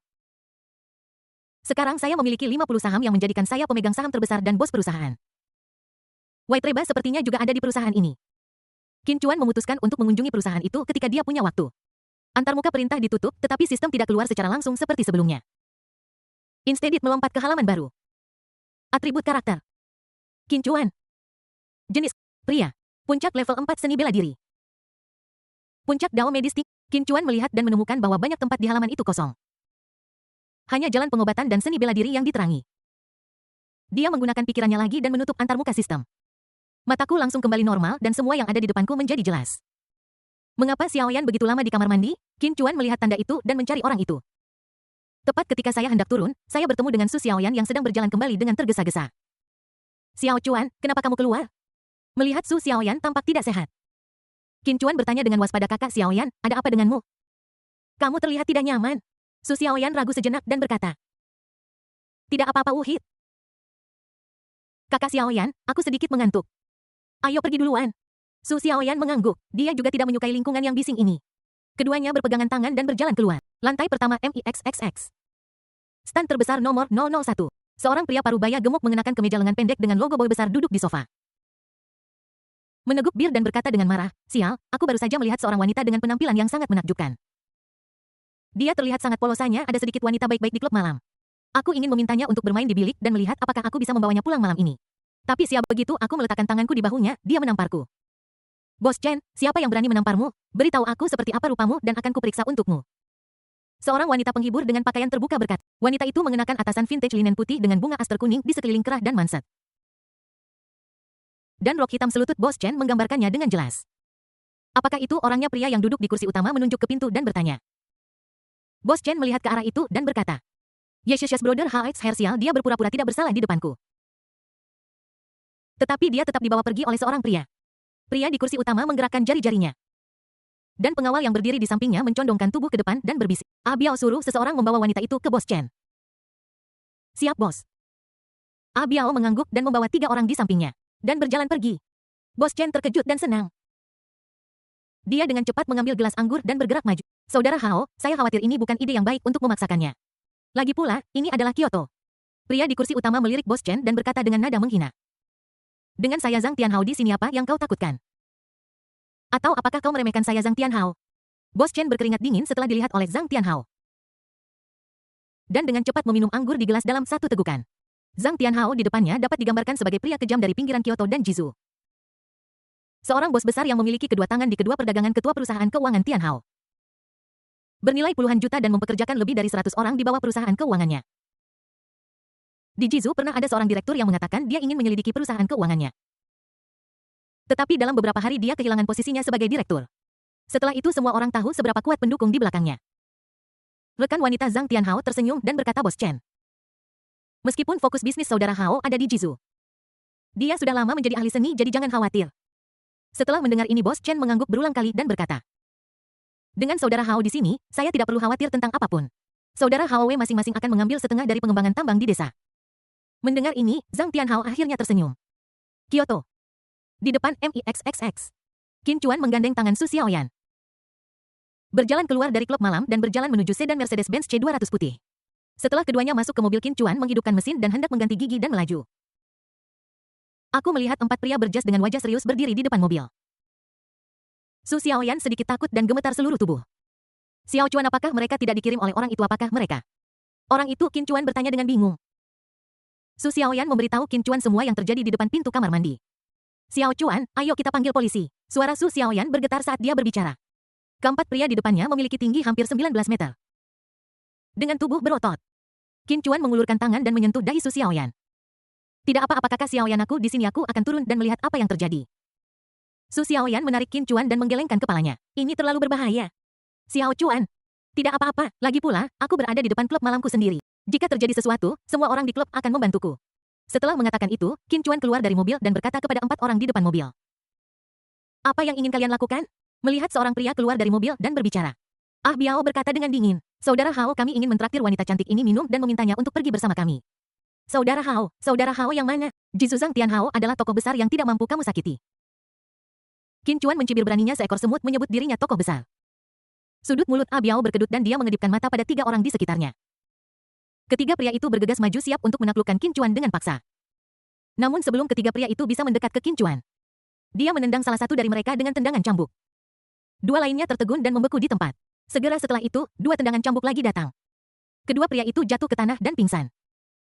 Hanya dengan 3 tendangan, 3 pria kuat setinggi 19 meter jatuh ke tanah tak sadarkan diri. Melihat ini, Biao terkejut. "Siapa kamu, seorang seniman bela diri?" Biao tidak menyangka akan bertemu seseorang yang pandai seni bela diri di sini. Dan dia tidak bisa tidak menganggapnya serius. "Siapa aku?" Qin Chuan memiringkan lehernya dan berkata, "Aku adalah seseorang yang tidak mampu kamu sakiti." Kata-katanya membuat Biao sangat marah. "Kamu terlalu sombong. Apakah kamu pikir kamu bisa menjadi tak terkalahkan dan meremehkan orang lain hanya karena kamu baru saja memasuki dunia seni bela diri? Hari ini kamu tidak beruntung dan kamu telah menabrakku. Aku akan membiarkanmu melihat bahwa selalu ada orang yang lebih baik darimu." Setelah mengatakan ini, Biao mengumpulkan kinya dan memobilisasi kekuatan seni bela diri di tubuhnya. Mengisi meridiannya. Dia langsung berubah dari seniman bela diri biasa menjadi ahli bela diri. Biao adalah Jenderal Top Zhang Tianhao. Dia adalah orang yang diselamatkan Zhang Tianhao dari penjara militer di segitiga emas. Dia memiliki temperamen buruk dan pernah seorang diri memusnahkan satu regu bersenjata di segitiga emas. Akhirnya satu kompi orang dikirim untuk menangkapnya. Dalam lebih dari 10 tahun sejak dia diselamatkan oleh Zhang Tianhao, dia telah menaklukkan banyak medan perang dan dermaga untuk Zhang Tianhao dan memberikan kontribusi besar. Ketika Zhang Tianhao disergap, dia seorang diri melawan lebih dari 20 musuh. Kekuatan seni bela diri Abiao dilepaskan dan aura yang tak terlukiskan terpancar dari tubuhnya. Nyamuk dan lalat di tempat kejadian ketakutan oleh auranya dan terbang menjauh. Kamu masih sangat muda dan menilai dari cara kamu menyerang. Anda paling banter berada di puncak tingkat pertama seni bela diri. Di mata orang biasa, puncak tingkat pertama seni bela diri mungkin adalah keberadaan dewa perang. Namun di mata praktisi seni bela diri, itu hanyalah kekuatan paling dasar. Dan aku berada di puncak tingkat kedua seni bela diri. Ada perbedaan tingkat keseluruhan antara kau dan aku. Setelah mengatakan itu, Abiao tiba-tiba mendorong tanah dengan kaki kirinya dan meninju ke depan. Sosoknya bergerak sangat cepat membawakan hembusan angin yang bersiul. Jika orang biasa terkena pukulan ini, dia pasti akan patah beberapa tulang rusuk. Su Xiaoyan sedang duduk di mobil dan berseru, Xiao Chuan. Sembunyi dengan cepat, Qin Chuan yang berada di luar mobil memiliki ekspresi tenang di wajahnya. Dia meletakkan tangan kirinya di belakang punggung dan menopangnya dengan tangan kanannya. Dia membuka telapak tangannya dan menerima pukulan Abiao dengan telapak tangannya. Wajah Abiao tiba-tiba menjadi pucat. Pukulannya cukup untuk membuat lubang di pintu besi. Namun ditangkap oleh pemuda di depannya dengan satu tangan. Sesaat kemudian Abiao merasa seolah-olah tinju besinya telah mengenai pelat baja seberat 100 ton. Tanganku sangat sakit karena syok hingga aku merasakan sedikit patah tulang. Dia dengan cepat menarik tangannya. Aku tidak menyangka kau juga seorang ahli level 2. Abiao menatap pemuda di depannya lagi. Bagaimana bisa dia menjadi ahli level 2 padahal dia masih sangat muda? Dia harus menggunakan seluruh kekuatannya. Terakhir kali dia meninju. Dia takut dia mungkin memukul terlalu keras dan menyebabkan kecelakaan. Dengan pukulan ini, Abiao mengerahkan seluruh kekuatan seni bela diri di tubuhnya dan memusatkannya pada tinju kanannya. Meskipun masih belum jelas tingkat ahli seni bela diri mana pihak lain itu. Abiao tidak bisa lagi menganggapnya enteng. Dia bergegas menuju Qin Chuan. Abiao menggunakan teknik integrasi kuda pinggang untuk melayangkan pukulan ini.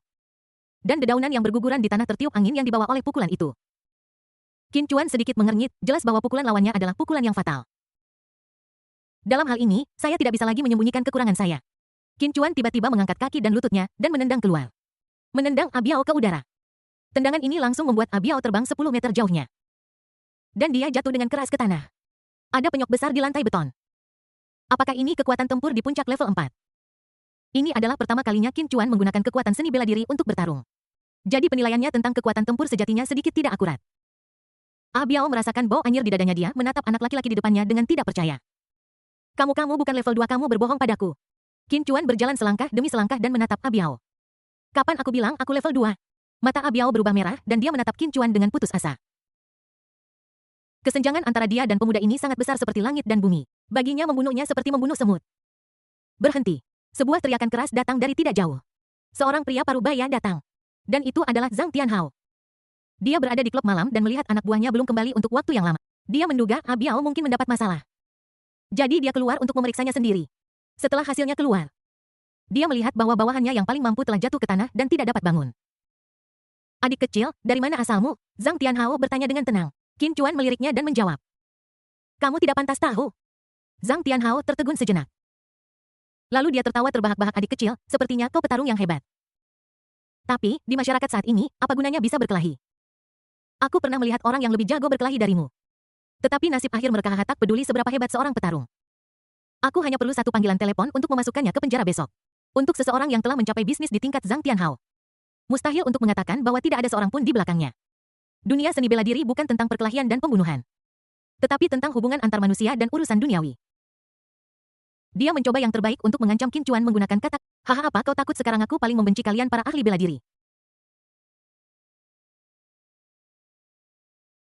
Kalian hanya tahu bagaimana menggunakan tinju dan kakimu, dan kalian tidak tahu bagaimana menggunakan otak sama. Aku beritahu padamu, kamu telah menyinggung seseorang hari ini yang kamu tidak mampu untuk menyinggungnya. Jika kamu bersujud padaku sekarang dan mengakui kesalahanmu dan membiarkan gadismu bermain denganku selama 7 hari 7 malam. Aku bisa mempertimbangkan untuk membiarkanmu pergi. Qin Chuan sedikit menyipitkan matanya. Mengungkapkan niat membunuh. Jika Zhang Tianhao tidak ditangani, Xiaoyan mungkin akan mendapat masalah untuk beberapa waktu mendatang. Tetapi jika diselesaikan sekarang masalahnya akan menjadi sulit. Sama seperti dia sedang mempertimbangkan langkah selanjutnya. Tiba-tiba telepon di tanganku berdering. Qin Chuan mengerutkan kening, mengeluarkan ponselnya dari tangannya, dan melihat pengingat panggilan masuk. Xiao Chen. Ketika Qin Chuan melihat nama Xiao Chen, dia pertama-tama bingung tentang siapa orang itu. Lalu aku teringat bahwa Xiao Chen sepertinya adalah pengawal kungfu. Dia memikirkannya dan akhirnya menjawab telepon. Halo, apakah ini Tuan Qin? Saya Xiao Chen, orang tua itu batuk parah lagi hari ini. Wanita itu meminta saya untuk menanyakan apakah Anda punya waktu untuk datang dan menemuinya. Suara Xiao Chen sangat hormat di telepon. Qin Chuan terdiam sejenak dan menjawab, saya mengalami beberapa masalah kecil di sini. Dan mungkin butuh waktu beberapa saat bagi saya untuk melewati. Setelah mendengar ini, Xiao Chen buru-buru bertanya Tuan Qin, masalah apa yang sedang Anda hadap? Bisakah Anda memberitahu saya tentang hal itu? Orang tua itu pernah berkata, Qin berutang budi kepada keluarga Kong, dan masalah Anda adalah masalah keluarga Kong. Meskipun saya hanya seorang penjaga di sekitar orang tua itu, saya masih bisa menyelesaikan beberapa masalah kecil untuk Anda. Qin Chuan berpikir sejenak dan berkata itu di pintu masuk MIXXX. Ada seorang pria bernama Hao yang ingin pacar saya tinggal bersamanya selama 7 hari 7 malam. Atau dia akan membunuhku. Ketika Xiao Chen mendengar ini, dia menjadi gugup. Saudara Hao, aku belum pernah mendengar tentang orang ini di Kyoto. Terdengar suara mobil dinyalakan di ujung saluran telepon. Merkin mohon tunggu sebentar apakah ini pintu MIXXX?